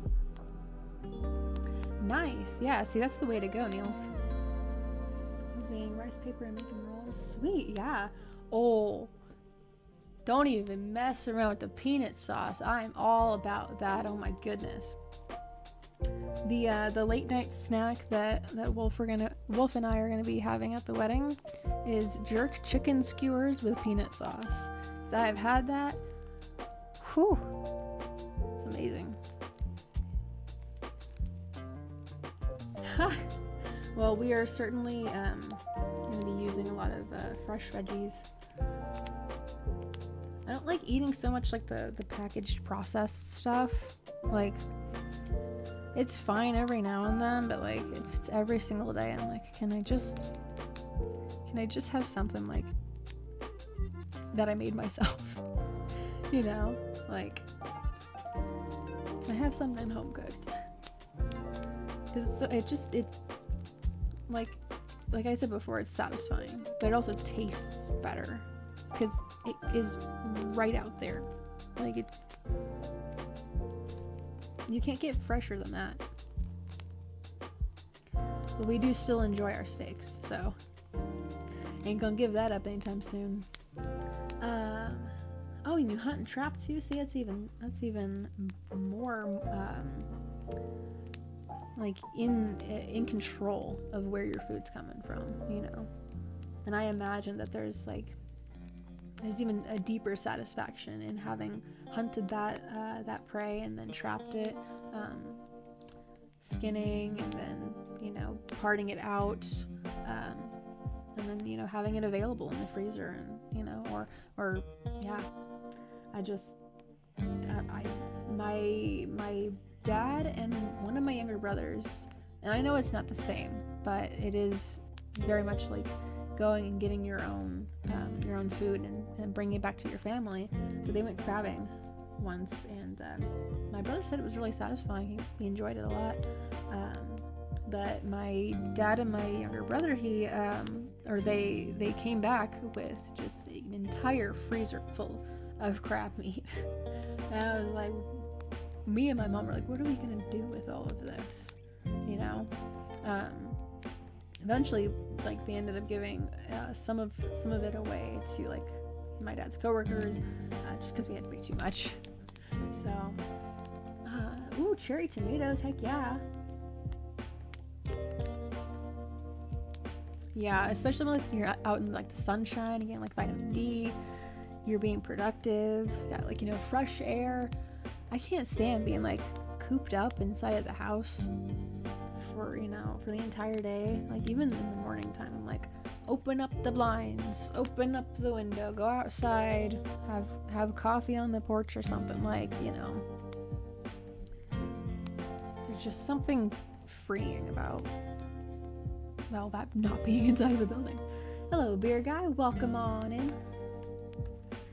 Doing some work on my bridesmaid, my virtual bridesmaid here. I'm gonna fix up her eyes because, like I said before, they look kind of, I don't know, they look messy to me.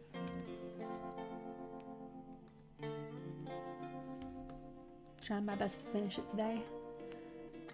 Heck yeah, see, when I had my own little mini garden at my parents' place, I would do the same thing.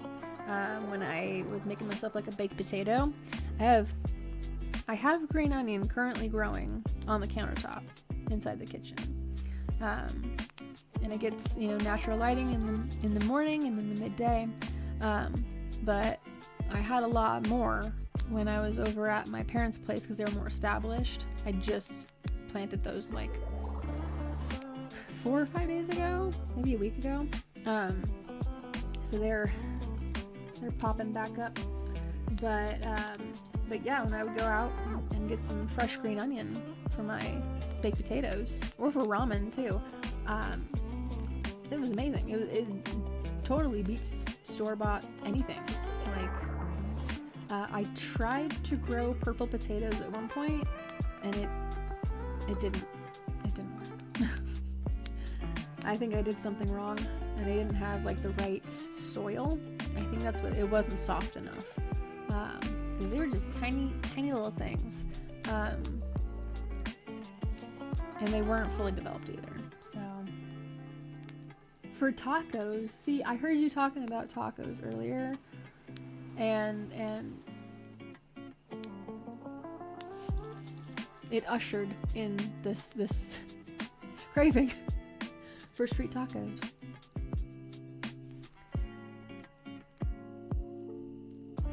Your eggplant. Your eggplant. You know, I don't know if some of the youth even know how to like cook with eggplant.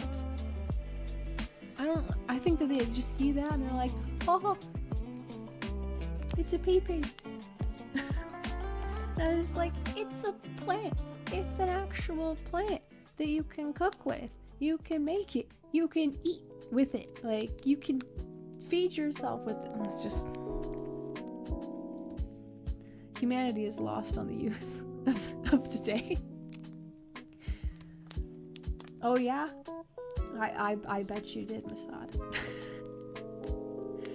I bet you showed everybody your apex gardening skills. How you cultivated this gigantic eggplant. What kind of fertilizer do you use?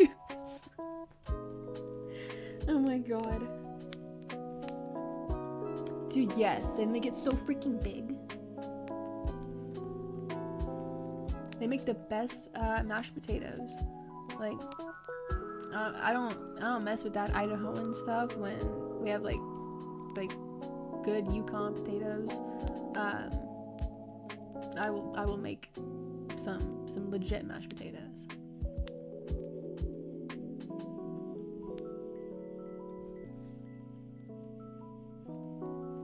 Oh my gosh, Farmville, don't even. My mom was obsessed with Farmville to the point where like my dad had at one point said that she was addicted to it. I mean, she kind of was. She had the harvesting schedule down to a T. Like she would have it like a timer, you know, saying like, okay, well, I gotta start the dinner at this time because I have to harvest my crops in Farmville at this time. And she had all the different colors of cows. 2? What do you mean 2? There's a Farmville 2. I'm not telling my mom about that. She's gonna end up getting obsessed. Again.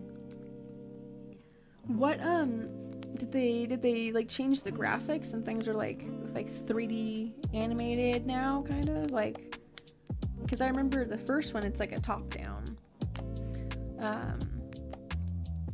But yeah, no, she had like all the different colors of cows, huge fields of wheat. Well, right, yeah. I mean, like I remember how the first one went, and yeah, I have no wants or needs to play the second one. I am just like curious what kind of dumpster fire if that would make you happy, massage, go for it. The old side is taken over. I mean, hey, like, the chat is the chat. You guys are here and spending time with me, so I do appreciate it. Oh, they animated the animals a little more. Okay. See, like, that's what I was wondering. Like graphically, how has it improved? You know, because obviously it is adapted to the times. You know, to gather in a different audience, or you know, a different demographic or something. Oh my goodness, 4.5 years of Farmville 2 addiction. See, but like that's what I'm talking about. Like the satisfaction and the fulfillment of growing your own crops and, you know, feeding your family and stuff, and like, you know, having livestock and whatever.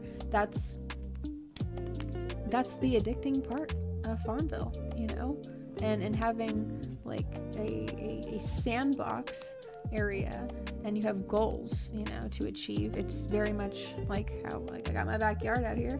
I have certain goals to achieve, but when it's in a game format and, you know, a mobile game format, because I assume with Farmville 2 they adapted it for the phones,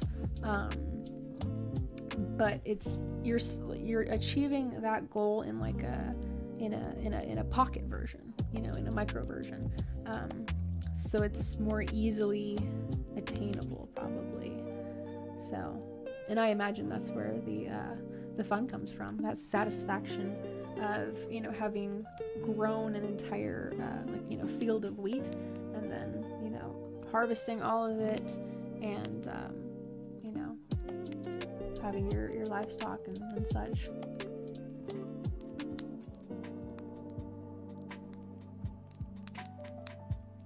Three hens, ooh, 3 fresh eggs every day. Oh, nice. See, I need to eventually like figure out how to do that, because I eat eggs like once, like I have them for breakfast like every other day, because I have this little omelet cooker. Love it. You can add your cheese, your mushrooms, your bell peppers, tomatoes, whatever you want in your omelet.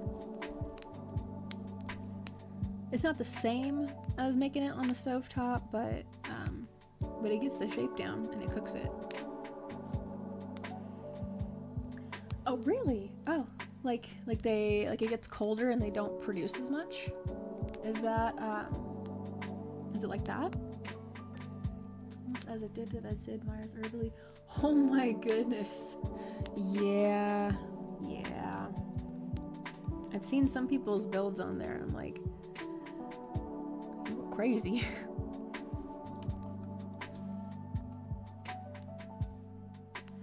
I think I'm gonna take this color and bring it upwards more. I bet, beer guy. I think I've only ever had like fresh from the farm eggs once, and they were brown, which I thought was cool. I was like, oh, I've seen those before, but never in my own, you know, vicinity.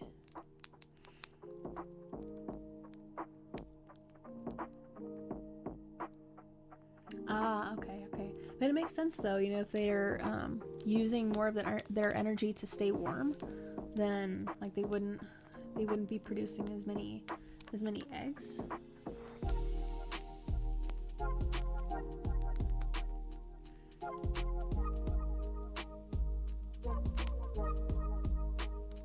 Yeah, right, Christus. Oh my goodness.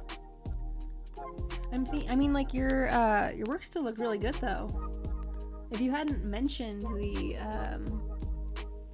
the blush incident, like I wouldn't have even noticed. I would have just thought like that's your style, because I've seen that before in other artists' pieces, where, you know, the cheeks are just very red, you know, and that's just their style.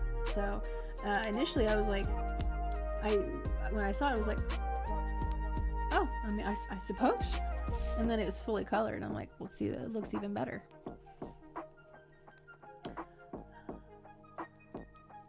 Oh, the classic Mossad. The first console that that I ever played on was a PlayStation 1. Like the original, like the box PlayStation. The gray box. Let's see, I'm adding some more here. What color is this? I need... This is the color I'm needing, but it's not... It's not producing it for some reason. Oh, that's why.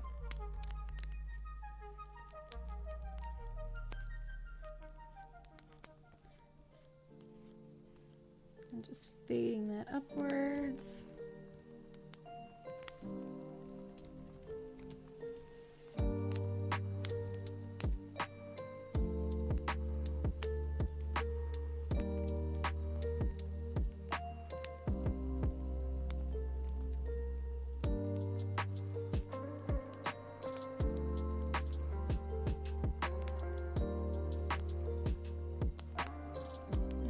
Go back in here with my airbrush.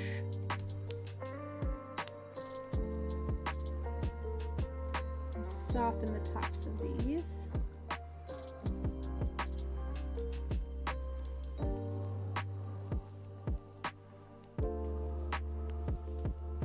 And flip it around, make sure.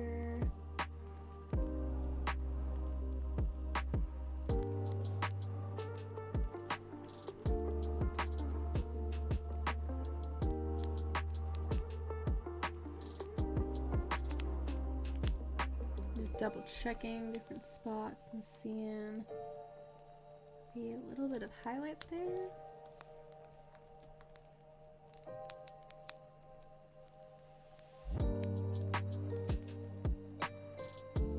Oh, okay, I guess that was done on a different layer. Okay, so I'm gonna make these both 100, merge them, swap them back down to 50. When I go to merge two layers that don't have complete opacity, it's not 100%. When I go to merge them, they become 100% opacity, and then it destroys the transparency of it. So that's why I do that. Non-sublimate controls and machines can't be the best if you don't. Yep. You have not invested the time or the energy into it.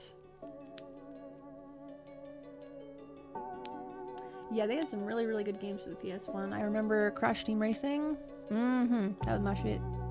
Still is my shit. I love racing games. I had the Unified Summer. Oh yeah. Oh my gosh, my youngest brother is big into the Kerbal Space Program and Factorio, like a lot of that stuff with like the mechanical parts of it, the engineering. He's big into that stuff. And then he has the one of the controls for those flight sim games, but he doesn't have the other one yet, so.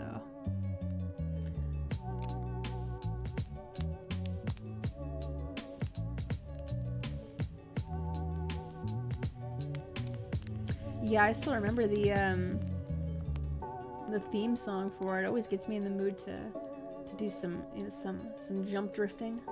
My goodness.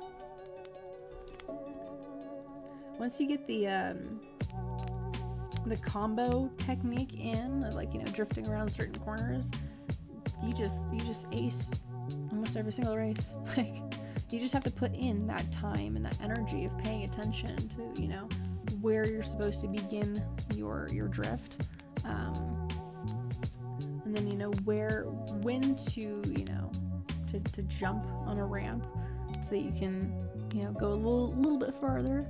So yeah, playing the same track over and over again, the Rouge Tubes was always my go-to track because of the Ripperoo boss fight, or it's the boss race. It's not necessarily like a fight; it's more of a race. But you're like having to avoid all of the little TNT crates that he throws behind him. But I just really liked like the aquarium vibe inside of there. Okay, so I think her face is good to go. Maybe I could do like a little bit more or something in there.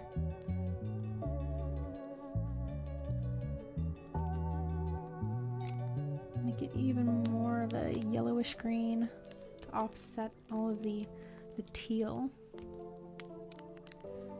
And then this one here, we'll make it another 50.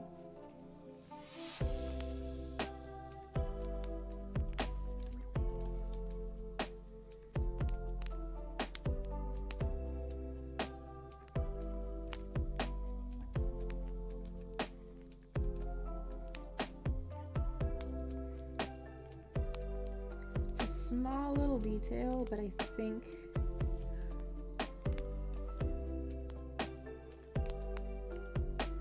it'll go a long way.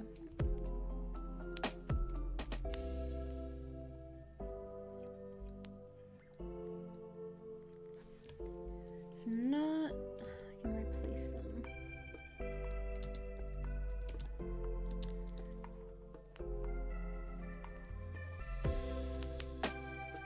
It's down below.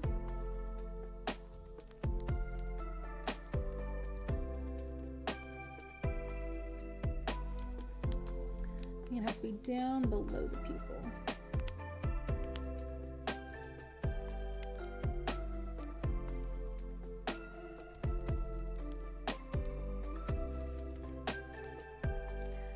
Okay, I think that makes them stand out a little more.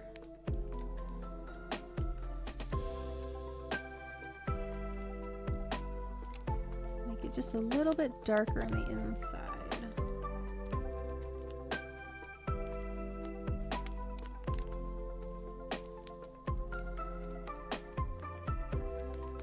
Okay. I think her eyes are good. I think her eyes are good to go.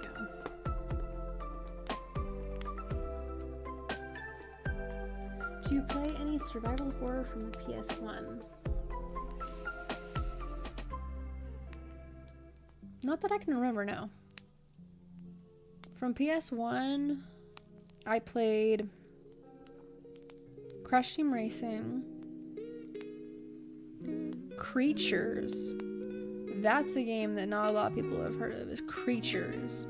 You were like this little fairy creature having to take care of these creatures called Norns.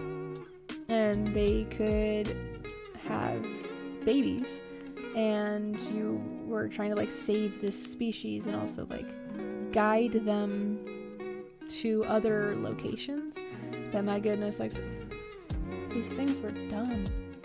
Like you would tell them like, pick up this, piece of cheese and eat it, and they'll just walk in the opposite direction. I was like, what? You guys just want to starve. I don't know what to do with this. Okay, let's see. So there was Creatures. I'm going through like this catalog of CDs in my head. Crash Team Racing, Creatures.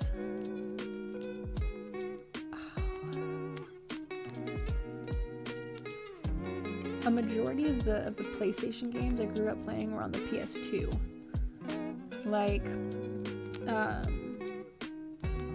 Jack and Dexter, or Jak 2. Jak 2, I played Lego Island Adventures. Let's see, Ape Escape. I really liked Ape Escape. I wish that I could play some of that again. Oh, of course, Kingdom Hearts and Kingdom Hearts 2. I'm trying to remember some more. I have have an hour left in my stream, but I'm not worried about it whatsoever. She's pretty much done. I think the only other parts that I would add is like some highlights to the dress, and maybe some to her arms as well, and probably her chest too. I think I'll do that, but it won't take me an hour. Oh, Twisted Metals. Yeah, I think that the character designs for some of those are very, very, very nice. Want to spend time to take actual flight lessons. Ooh, yeah, that would be very rewarding. My pilot's license for years. Oh, cool. And their cruises will own a plane or a jet. Oh, yeah. Yeah, my dad was going through that too, of like, oh, I want, you know, the sports car, and then now he's thinking about, he's like, I should have gotten a truck, because you have the bed, you know, you have all of this space, you know, like, yes, it goes vroom vroom very fast, but yeah, you don't have a bed. It is what it is. You live and you learn. Yeah, Chris, it's weird. Creatures is an interesting, like, the whole intro part of it was very memorable. You know, they have a whole mural of how, you know, these aliens had bestowed these creatures with, you know, this technology of some sort, and then, you know, over like a disaster or something, it's been lost. But like, there's no words. It's all pictures.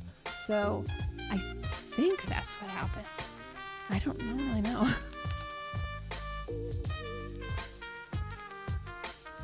Really, he's got his own Lego set now. My goodness. Yeah, some of those Lego sets there are just very, very intricate. You can make like floral arrangements. They have like table centerpieces made out of Legos. It's like, that's interesting. The Evtol from the Swiss company called Shetson One. Oh. Okay, that was not for me. Oh yeah, my younger brothers were totally into like Paper Mario and like Luigi's Mansion, like all of that stuff.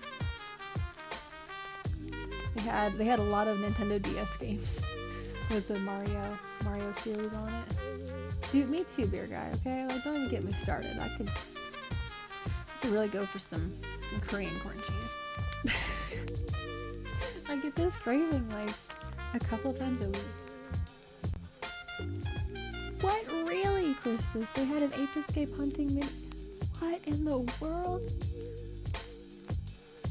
Dude, that game was like crazy though. Ape Escape, like, the storyline from that one too. You know, it was. Gosh, I'm gonna end up screwing it up. But like, there was this scientist, and he's like, you know, experimenting on apes, and like something happened, and one of these guys, like, thank you, machinist, Carol designed it. He went nuts or like something. He went bananas. And totally like lost his head. So he's like this crazy ape dude who's controlling this army of apes that have escaped from the lab, and you know, you're having to run around with a net and capture them, and you know, but the sounds, oh my gosh, the sound effects of the alarms and the screams of the monkeys, like when you would chase them and they would see you, like, oh, you know, because they have little alarms on their heads. It's another thing that like it stays in my head from growing up. But yeah. Let's see. Oh heck yeah, Gouda. Got 2 puzzle mystery games. Like, oh my gosh, my mom played Myst. Heck yeah. That was a long time ago. Heck yeah. But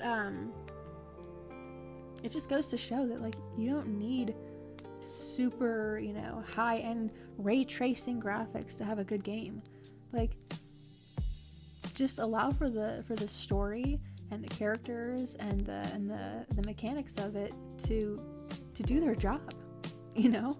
So You have a lot of games out there that's the stories are bland, but it, like, you know, it looks really pretty, but you know, like the mechanics are all messed up.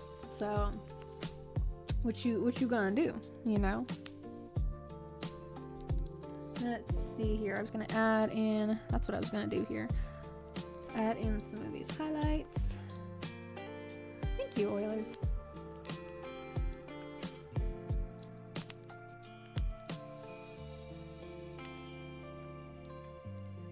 Yeah, right, the rage virus. We all got the monkeypox. Oh, nice, nice. The original? Is that the original Donkey Kong? Yeah, surprisingly, they, I mean, obviously it's not just a quarter anymore, because, you know, things got expensive. But in my parents' hometown, I guess my hometown, but I moved, they still have like an old classic arcade with all of the cabinets, pinball, yeah, and it's like a couple quarters, maybe 3, but yeah, no, they got a whole like bar, pizza, chips, like, you know, they even give you little baggies for your coins. Yeah, I know, like, there's like the modern arcades now, you have a little card that you swipe, and there's like a balance on there. It's not the same. Like, there's something like tangible, you know, about having like a 25-cent piece, putting it in the machine, and then, you know, when you know, end up, you know, dying in the game and you want to, you know, have another credit, another life, you put in a couple more. It's, I don't know, it's just not the same with a swipe of a card. There's something like lost from it.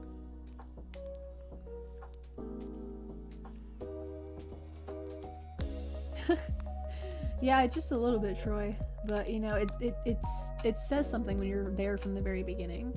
You know, you I don't know, I would imagine that you have like a deeper appreciation from, you know, how far the video games have evolved, you know, having been there from the very beginning. So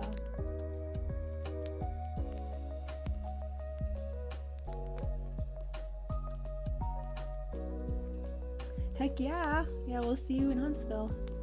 But yes, the wedding's gonna be live streamed to the members of Wolf's channel, and then I'm gonna see if I can get the footage, and then we'll have it. I'll have it up on here after the event, and then I'm gonna see if Wolf wants to put it up on his after the event. With the members only is for the actual live part of it, but I would like to have it up on my channel too. But I don't have members. I don't have members only stuff. I haven't reached that milestone. Oh wow, heck yeah. But yeah, no, get some rest, because you got a drive in the morning. Oh, well, unfortunately I don't know how to make it louder, because it's all the way up and my gain is popping. But I will try to speak like this into the microphone a little more. I need to adjust this setup a bit more when things have chilled out with the freaking bathroom in the wedding. But yes, enjoy your drive home in the early mornings. Interested hearing most people talking. Yeah, but just like zoning out, escaping into that game.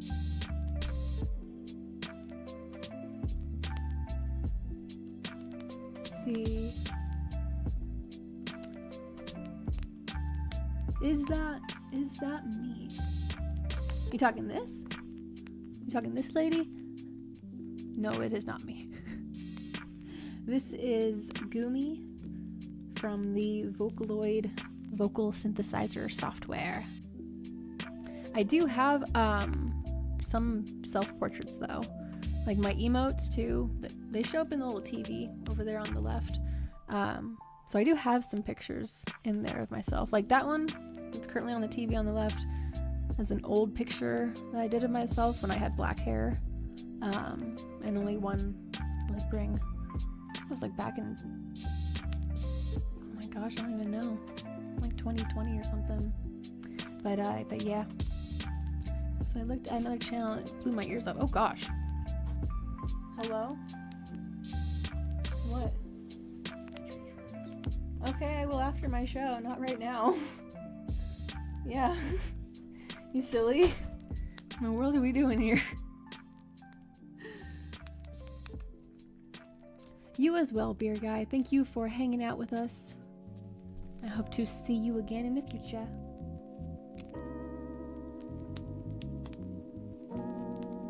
Oh heck yeah, I was just beating people up. There was a Sailor Moon fighter game that I played the last time I was at that arcade that's in my parents' town. I had fun playing it for a little bit. We were waiting for pizza. Yes. What is it? I don't have room on my desk. Oh my gosh. He's so silly.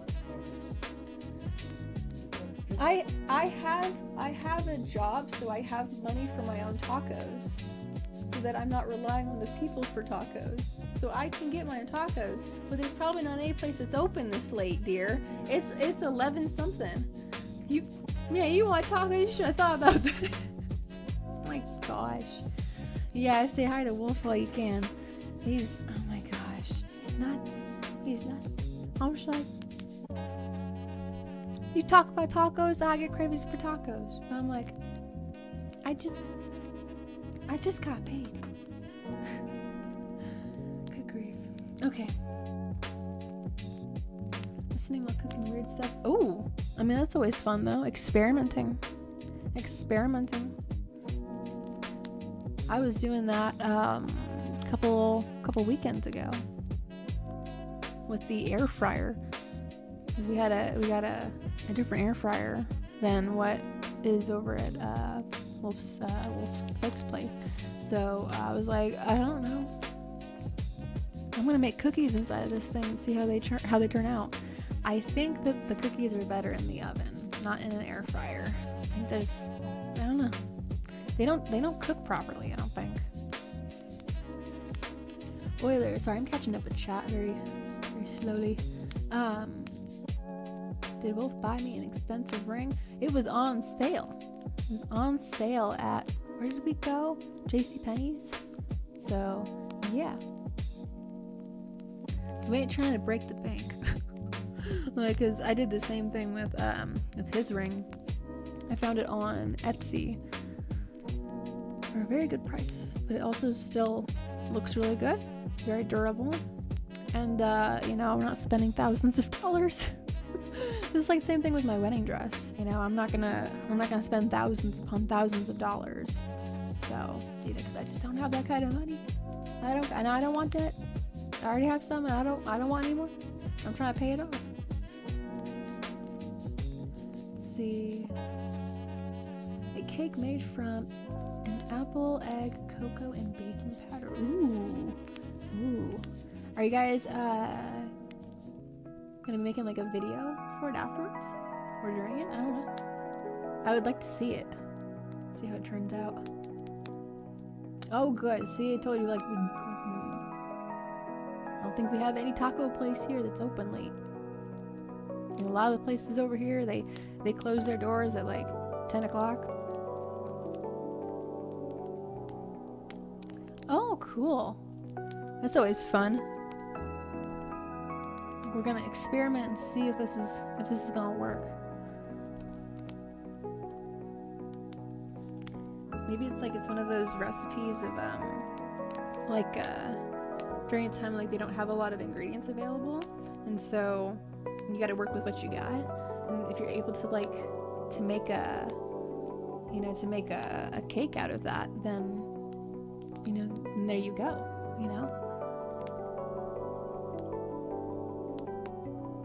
Yes, they are very interesting at night. You see some interesting characters walking around on the sidewalks, sometimes not using the sidewalks and just walking in the middle of the streets.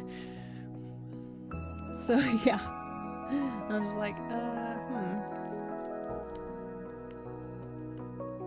Okay, let's see. Kept mentioning, I was like, oh, I'll put some highlight here in her arms. But again, it's always good to get a good perspective break. Make sure I'm on the right layer here. Where am I at? Oop. Well, that's probably why it wasn't applying.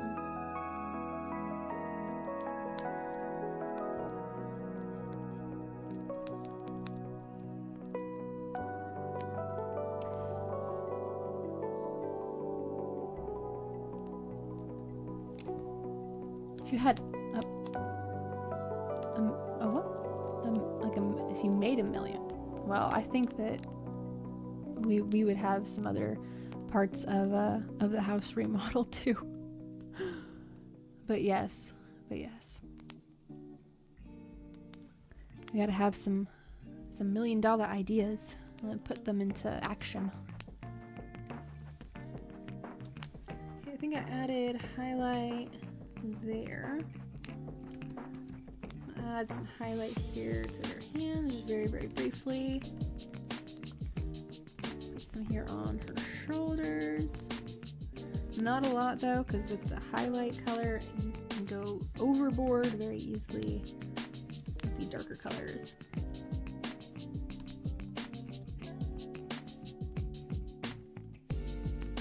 And some highlight there on her boob. Otherwise, it just looks really flat. Like it looks weird.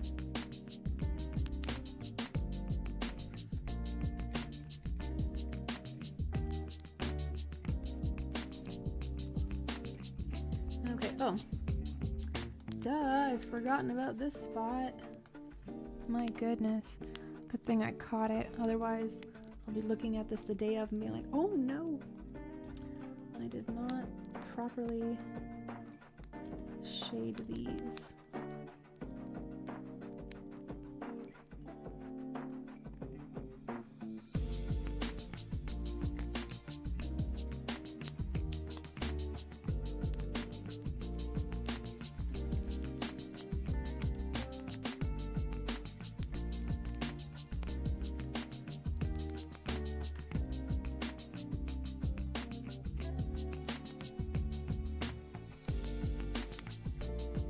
I told you that there's probably not anywhere open besides, well, it's not really Mexican food. It's more like Tex-Mex. But the Taco Bell is open. The Taco Bell is open until midnight. No, 3 a.m. But it's not street tacos. It's not even really tacos. That's an American taco that they sell there at the Bell. It's not the same. Although I wonder if they would be able to, like, no, I don't want to know. I have to mix it in my head. No. Not doing that.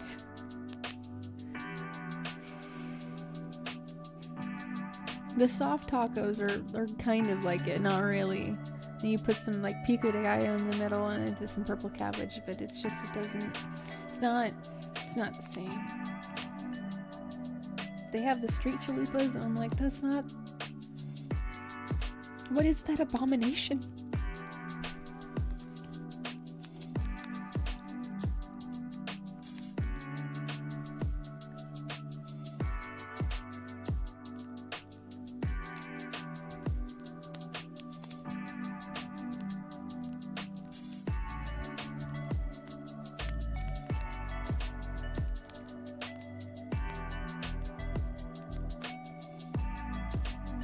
Nobody wants your butt taco, you freak.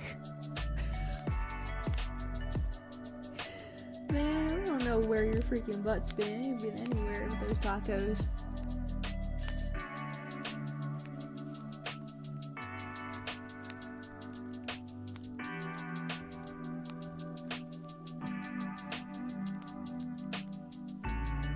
Okay, like that's properly shaded.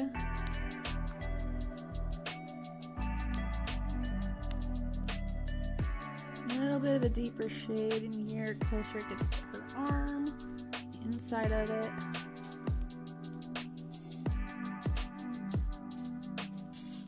He's doing something in the hallway. I can hear him. Some shenanigans, probably. Oh, her necklace needs some freaking highlight on it.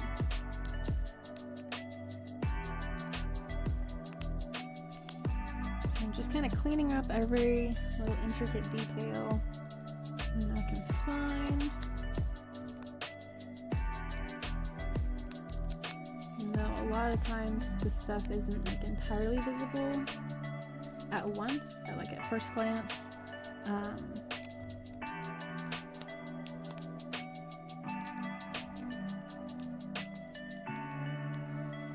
Oh, that is nice. Just adding just a single line of highlight gives the chain length some dimension to it. Versus one of the sides that isn't being shaded to go into the background part of it.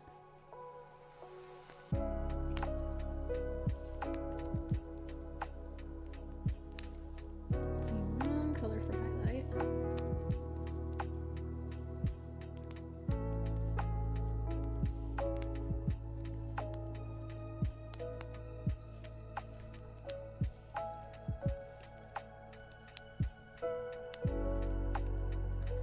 Add a little bit more in here. So I feel like her cheeks are a little, I don't know, they're not visible enough. That cheekbone.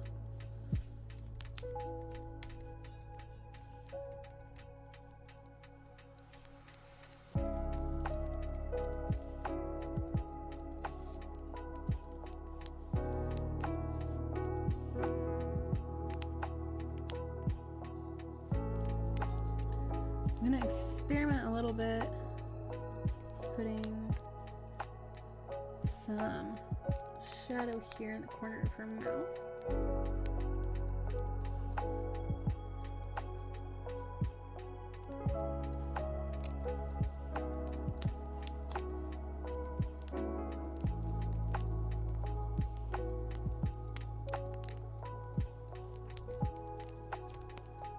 No. Feel it should actually go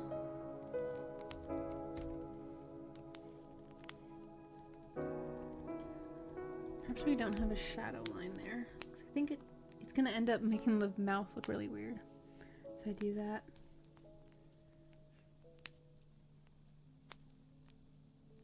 Ooh, so we have cream of mushroom, but I don't think we have cream of celery.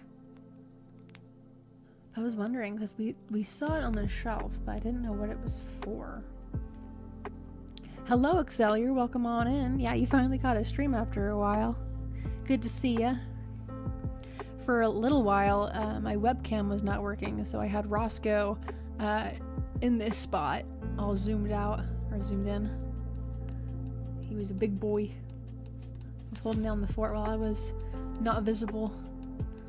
So I'm sure it probably sounded like my voice coming out of Roscoe.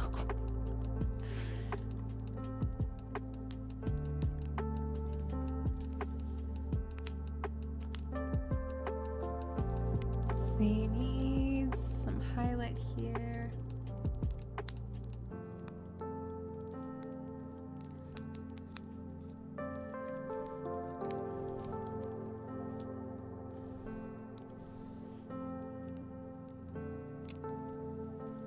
That's right.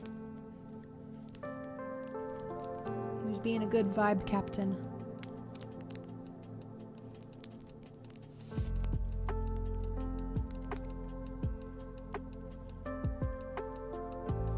And some little highlights there. Whoops.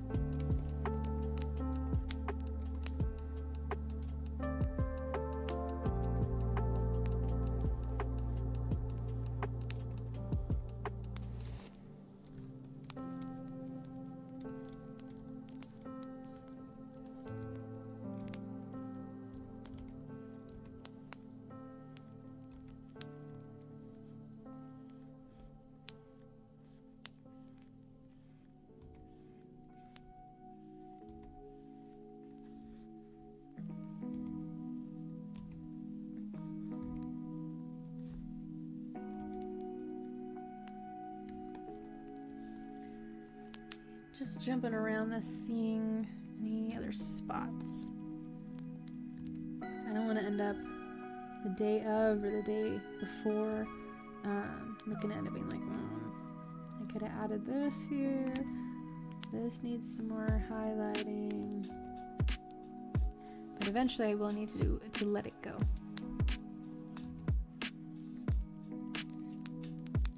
Not everything can be entirely perfect.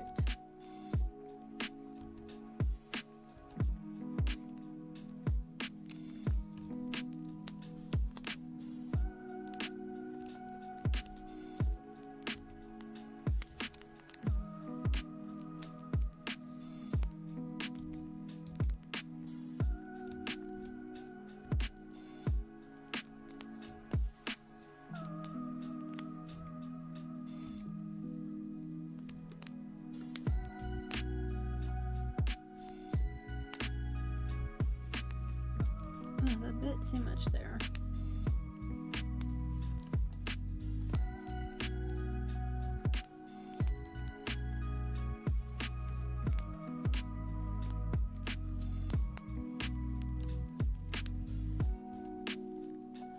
A little highlight spot over here. I'll re-emphasize that some more.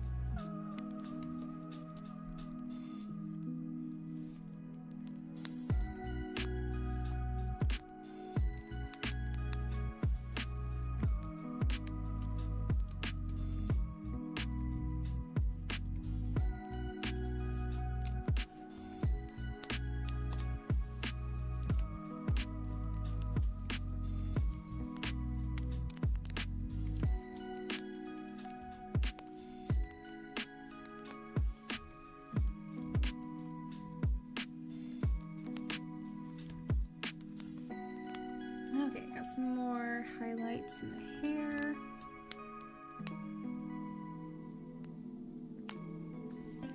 I feel like calling it good.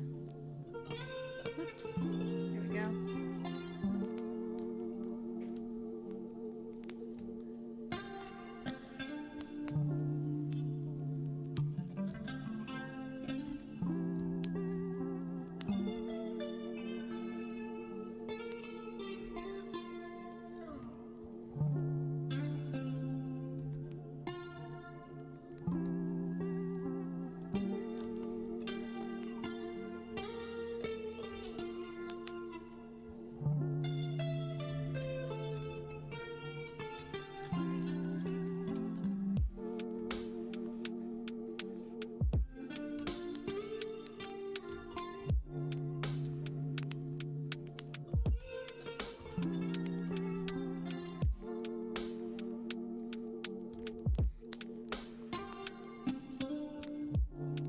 A wolf taco.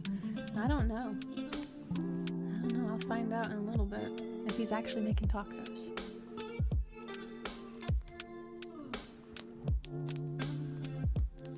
I know that we also still have spaghetti in the fridge. That was defrosting from the last time that we made spaghetti.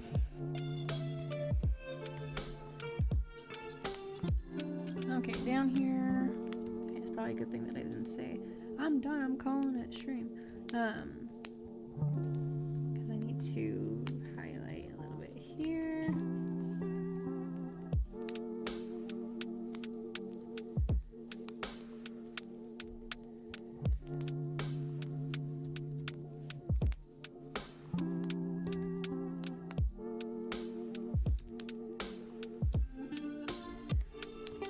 Enable the transparent color. And take some of that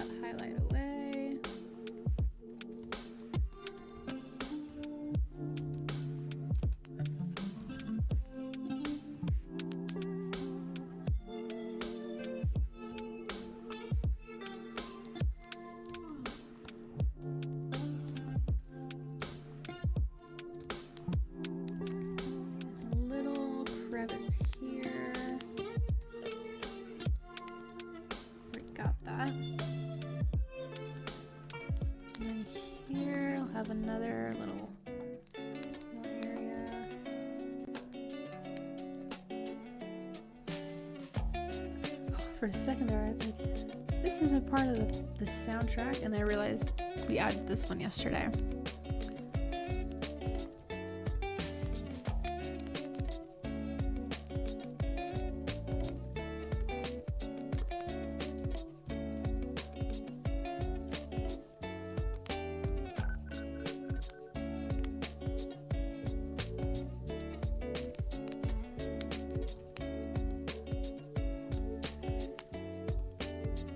Alrighty.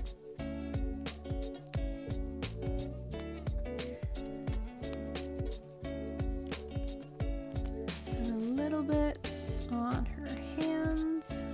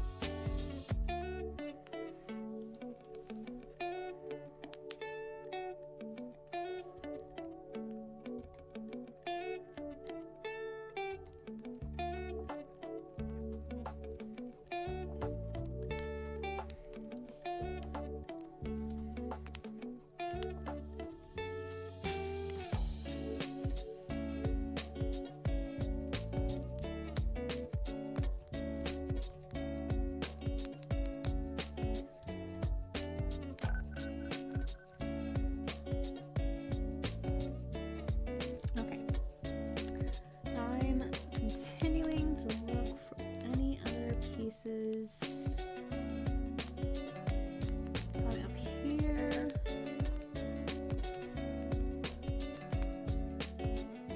This piece is pretty easy to shade since the half of it that's behind her does not get all of that light in it.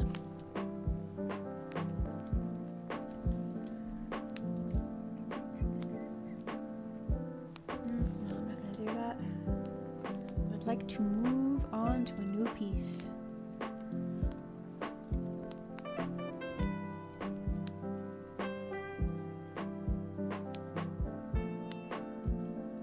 That in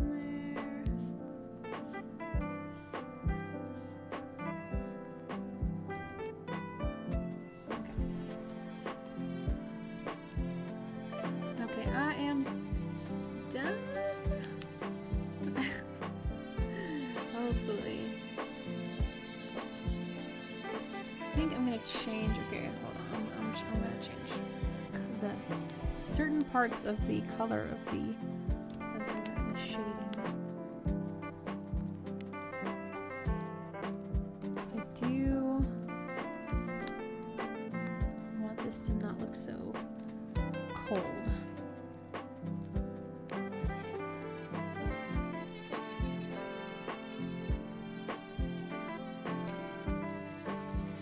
This is all her hair. Oh, that looks so pretty.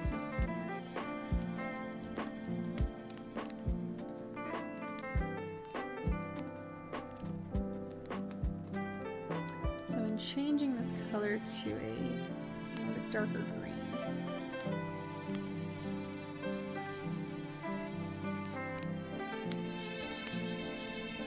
just change the inside of the outfit to waxing.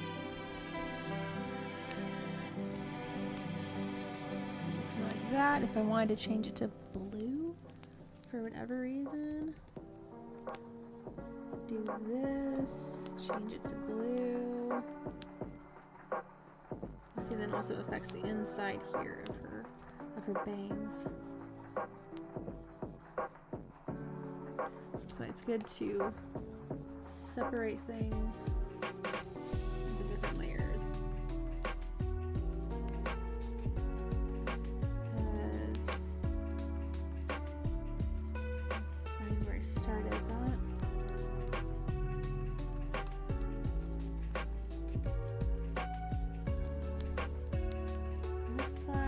Change that to normal.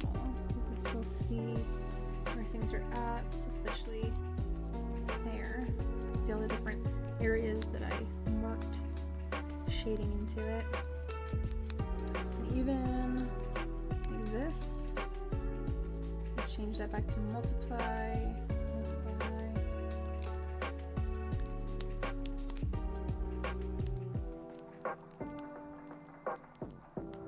Made this more of a darker purple. Then the shadows on the dress get a little bit darker.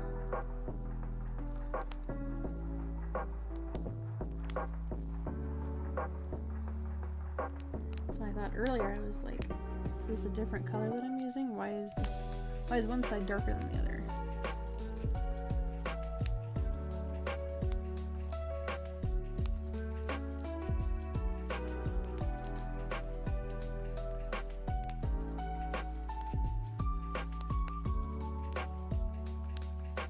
I'm also currently thinking of some sort of a spooky drawing after this. What I could do, maybe, you know what? Okay, after I am done with this, I'm gonna draw a cat with a witch hat on it. I did a series of these long ago, like four or so years ago. I'm gonna call this probably good. I was gonna change the shading color for her hair, but I think I don't know, it makes it softer.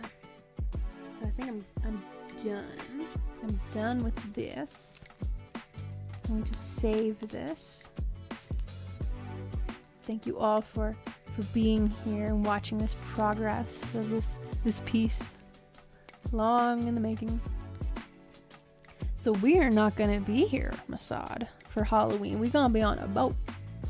We're gonna be celebrating Halloween on a cruise ship. So, which I'm wondering if they're gonna hand out candy on the boat. It would be a little weird, like you're having Halloween on the boat, but there's no candy. So, but next year we're gonna be here, and there's kids enough around here that like, yeah, there's gonna be some knocking on the door and like, where's my candy? So we'll be doing that. Okay, so gonna leave this open so people can still see the progress made on it. However, flip that around so it's for phones. I'm gonna open up this one and we're gonna start a new one in the Mississippi River. That'd be a heck of a boat ride, a river ride. No, we're going to Ensenada. We're going to Southern California ports and Ensenada.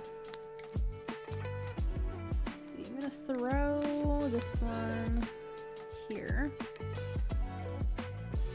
Toss it over here. Let's move Gumi to the right. She'll be over here. She's gonna chill right here with us while I draw this cat very fast. Oh yes, yes. I'm excited. Was it less than 2 weeks now? Oh my gosh. Last weekend it was less than 3 weeks. I'm like, this time is going by so quickly. Just like the show.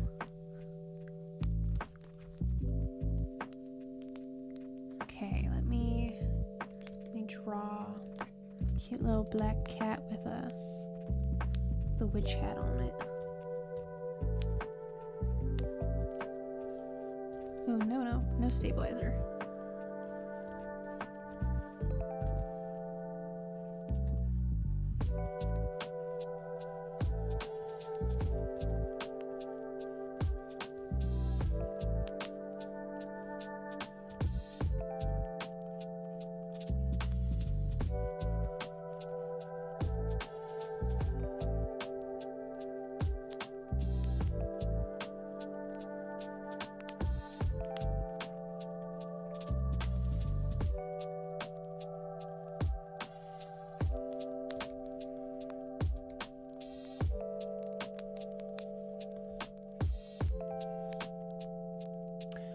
know what he's gonna do for a bachelor party, but for my bachelorette party, me and my bridesmaids, or at least just me and my maid of honor, we're gonna go to the beach.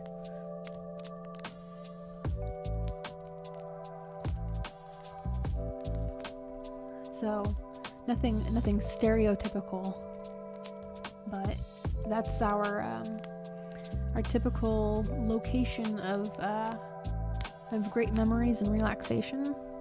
And my best friend, who's the maid of honor, she absolutely loves the beach, and I love going to the beach.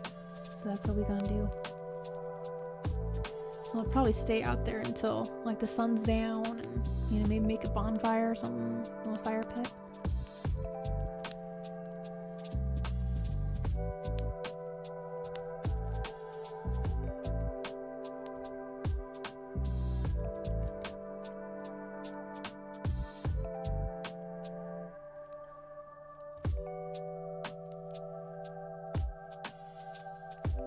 He was supposed to do like house repair stuff for the bachelor party, but they didn't exactly go to plan. Kinda did, kinda didn't. So in a way though, but he still got to spend time with his best man.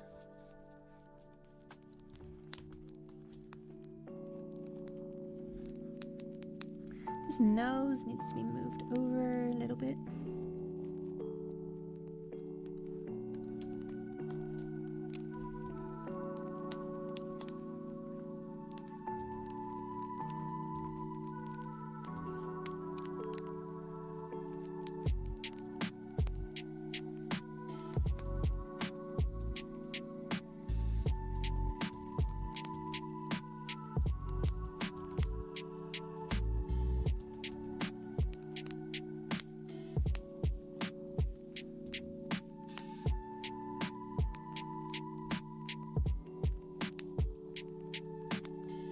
Slightly got his mouth open.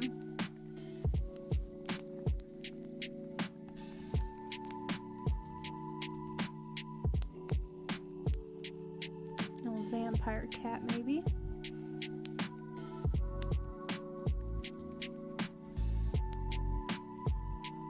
Let's make his ears a little more downwards. He can fit this witch's cap on his head.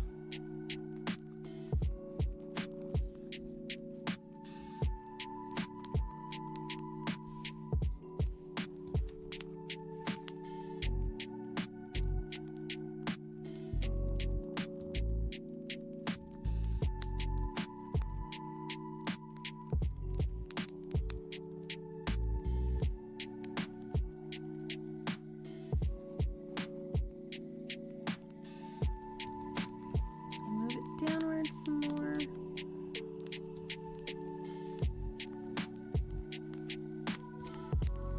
I'll have it going this way.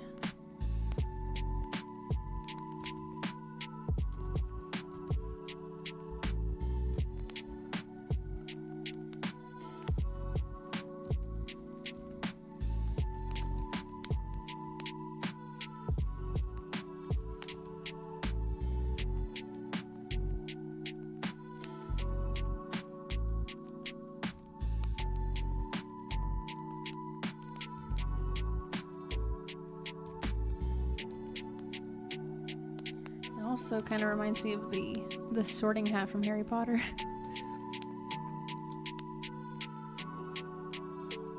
No, I have not had a chance to, not yet. But I will. I have it, I got it written down. I have terrible memory, and then things will pop up, and I'm just like, okay, get this done. Okay, get this done. So, but yes. I haven't had a chance to check him out, but I will. Do they do like critter artwork? Where it's like different little animals and such.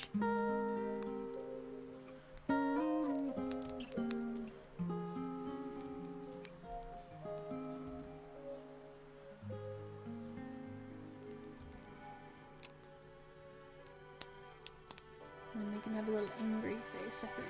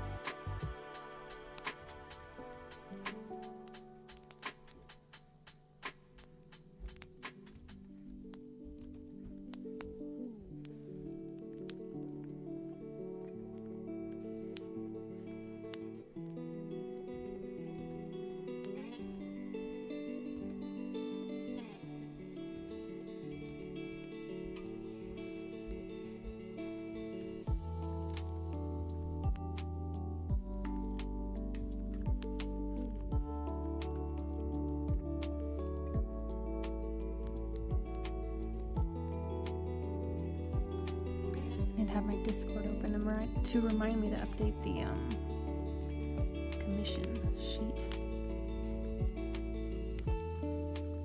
Speaking of my bad memory.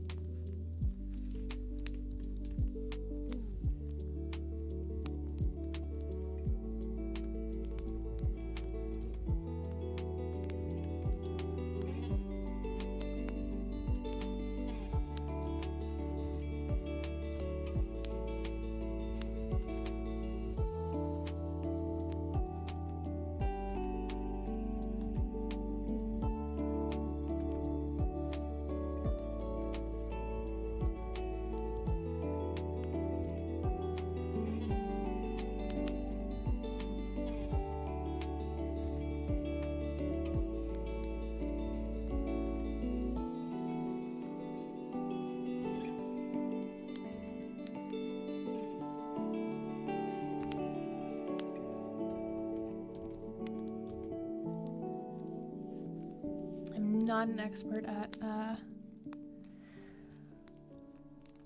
cat anatomy. Me too, Christus. Try from practice design those characters for our YouTube channel. Oh, that's awesome. That's cool.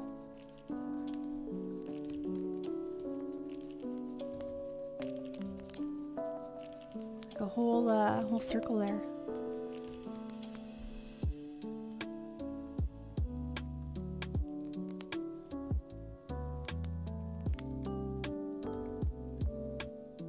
Yeah, when I don't get distracted by a million different things going on, then I'm gonna be going through my little notepad. I'm like, okay, what else do we gotta work on today? Let's check out this stuff. Let's, you know, improve the stream in this way. Like I finally got around to doing the crickets, adding the crickets into the intro and outro. So it just takes a little bit of time, unfortunately.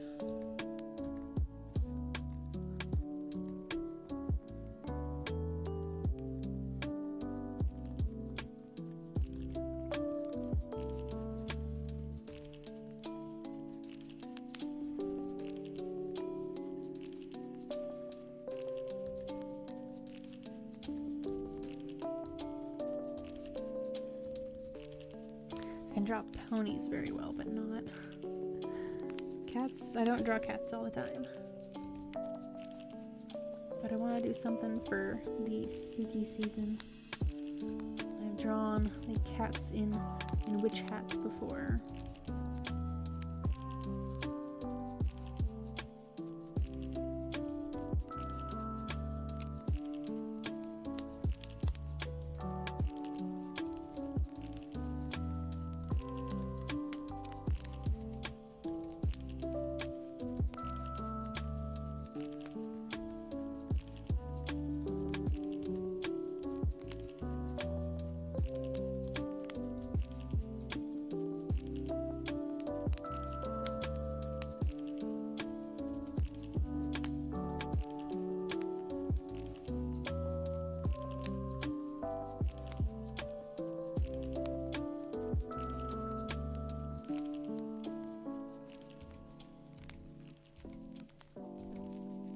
This is a fat cat.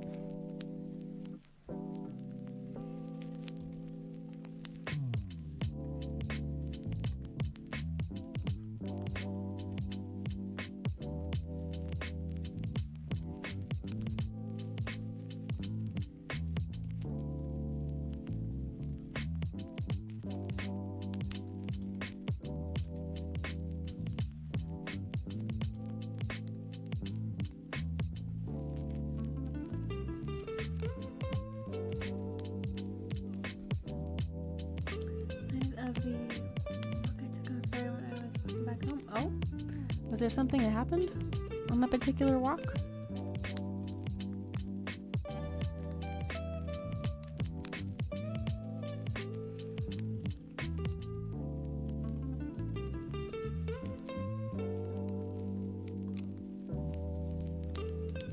Ooh, where did my water go?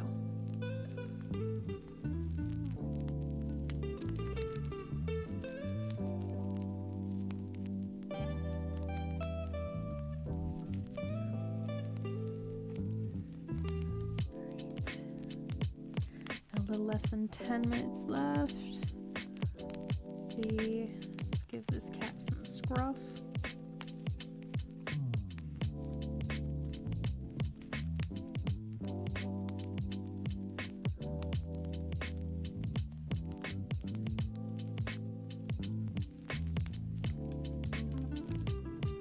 Give him an Uzi, oh my gosh.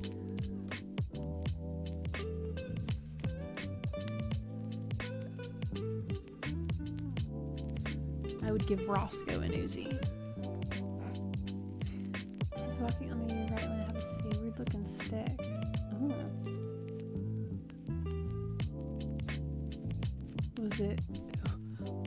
Was it an Uzi? It wasn't really a stick. This is a weird shaped stick. It shoots a projectile. Oh my gosh.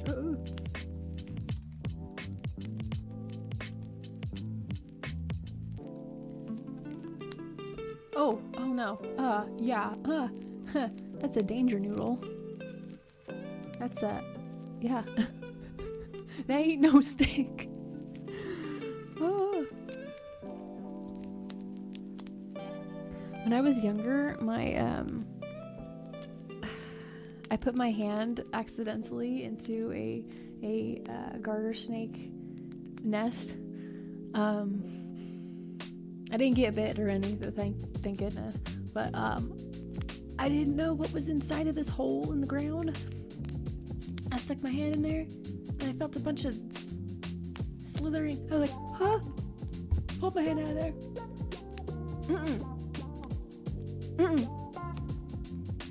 I don't mess with no danger noodles. No thank you. Oh, but see, I do see if as long as it's not gonna, like, you know, chasing after you and attacking you. But like I do the same thing with snails. I do the same thing with that because I don't know. It's just like I'll get all the way down the ground, prop my phone up because like all the cameras are on this side. I'll flip it upside down so that you get like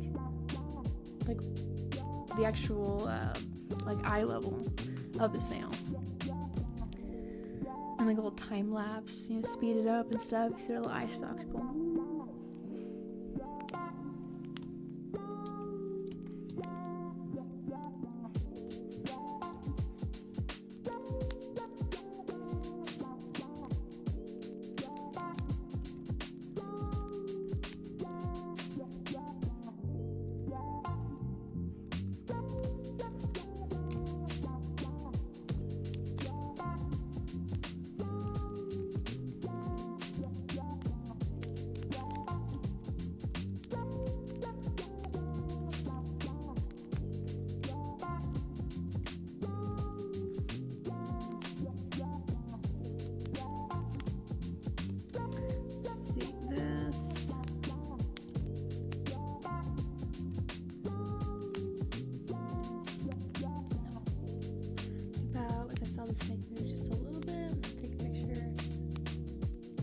You told it to stay still, and it did it. It was just like, oh, it's my photo time.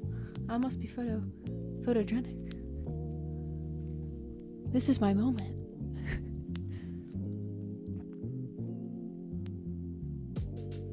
Were you speaking to it in parcel tongue, the language of the serpents?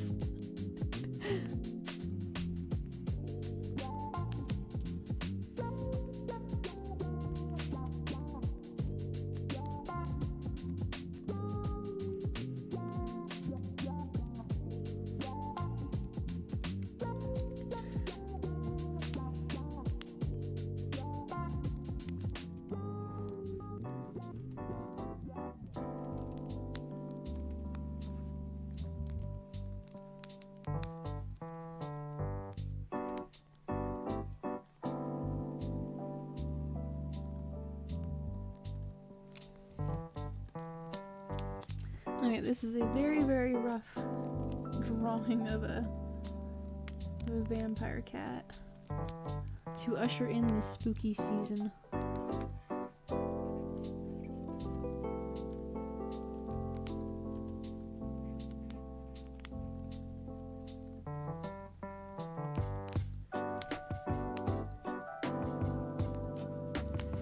I want to clean it up more, but English or Spanish? Can you imagine? It opens up its jaw and goes, you know, it says Spanish. Español. Por favor.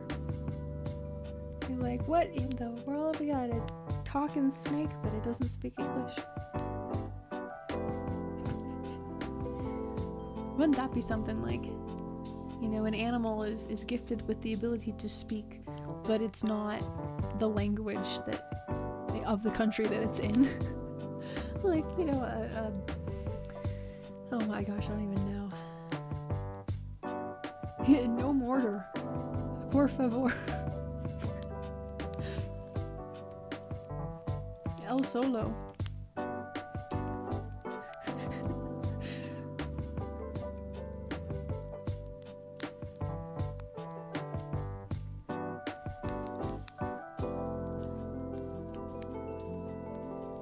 like I want to add more detail into it.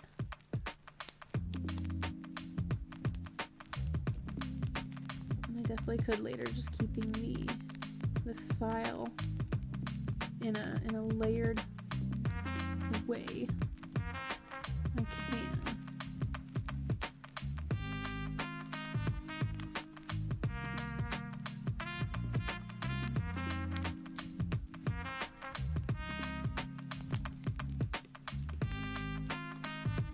I'm gonna give this guy some color very fast.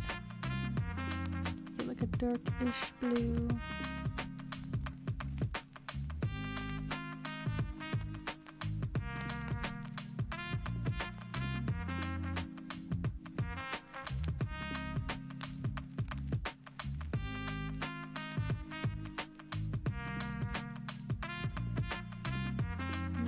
Yeah, that gets covered.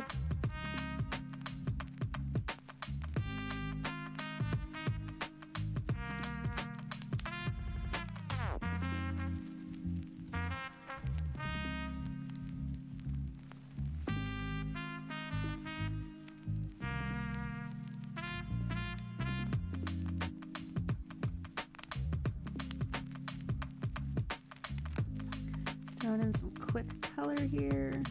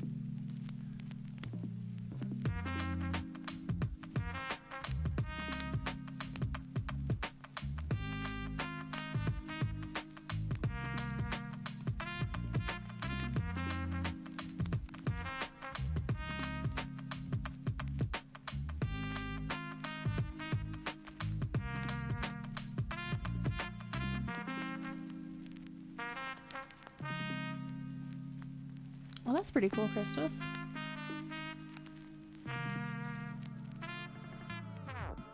Ooh, I was wondering the whole time.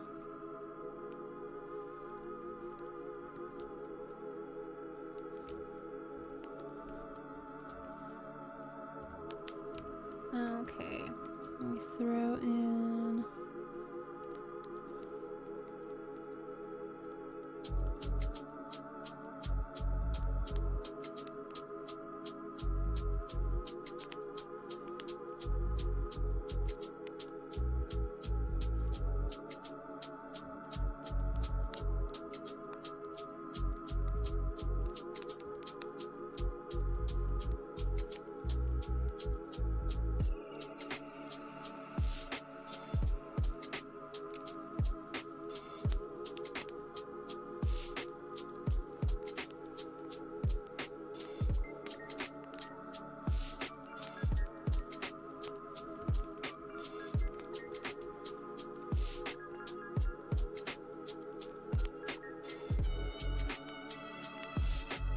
Yeah, I'm making his eyes red.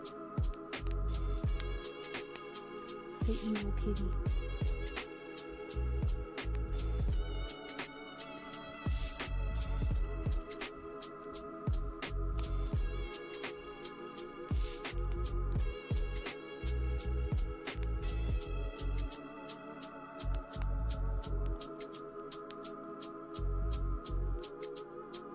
Okay, whoever requested the Halloween artwork, here you go.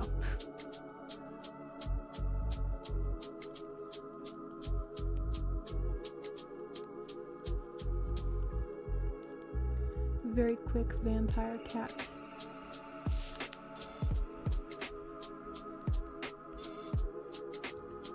And then I am gonna call it a stream here soon. Let's make this orange.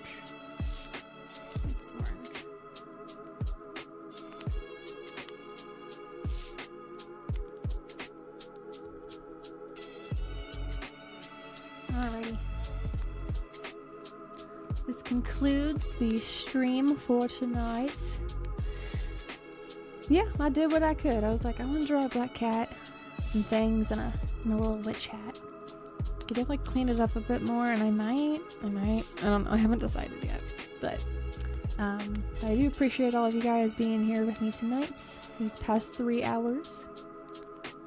I'll be back tomorrow. I'm gonna try for an earlier show at like 8, and it's still later than usual, but I'm gonna try for it.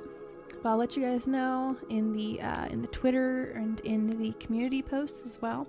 I should also probably be better at doing the Discord too. Well, thank you. Yeah, this is my art therapy, you know, and allowing for other people to be part of that process, and you know, like suggest, oh, you should do some Halloween artwork. I'm like, sure, let's do it. It brings me great joy. So to see the posts up on the Twitter, there's the Twitter link. If you guys want to follow me over there, you totally can. If you don't want to, no pressure. Because I also post up on the community page up on YouTube here. As well as seeing any more of my artwork, you can see all of the artwork there on the DeviantArt page. I try to upload it as much as I can. Well, thank you, Yoshi. I do appreciate that as well. All of the kind words. Sometimes I have some doubts. I'm like, I don't know. There's a lot of different artists out there, but you guys choose to spend time with me, and I am very grateful for that, because the greatest currency that we have here on this planet is time. Can't buy more of it, and so it's very valuable where you're choosing to spend your time. I always forget about my links, so here's my link tree. If you want to check it out, you can. If you don't, it's all good. But I'm going to be heading on out. Thank you, Troy. Thank you guys for being a great chat. I appreciate you guys very, very much. But until the next stream, I will see you guys later.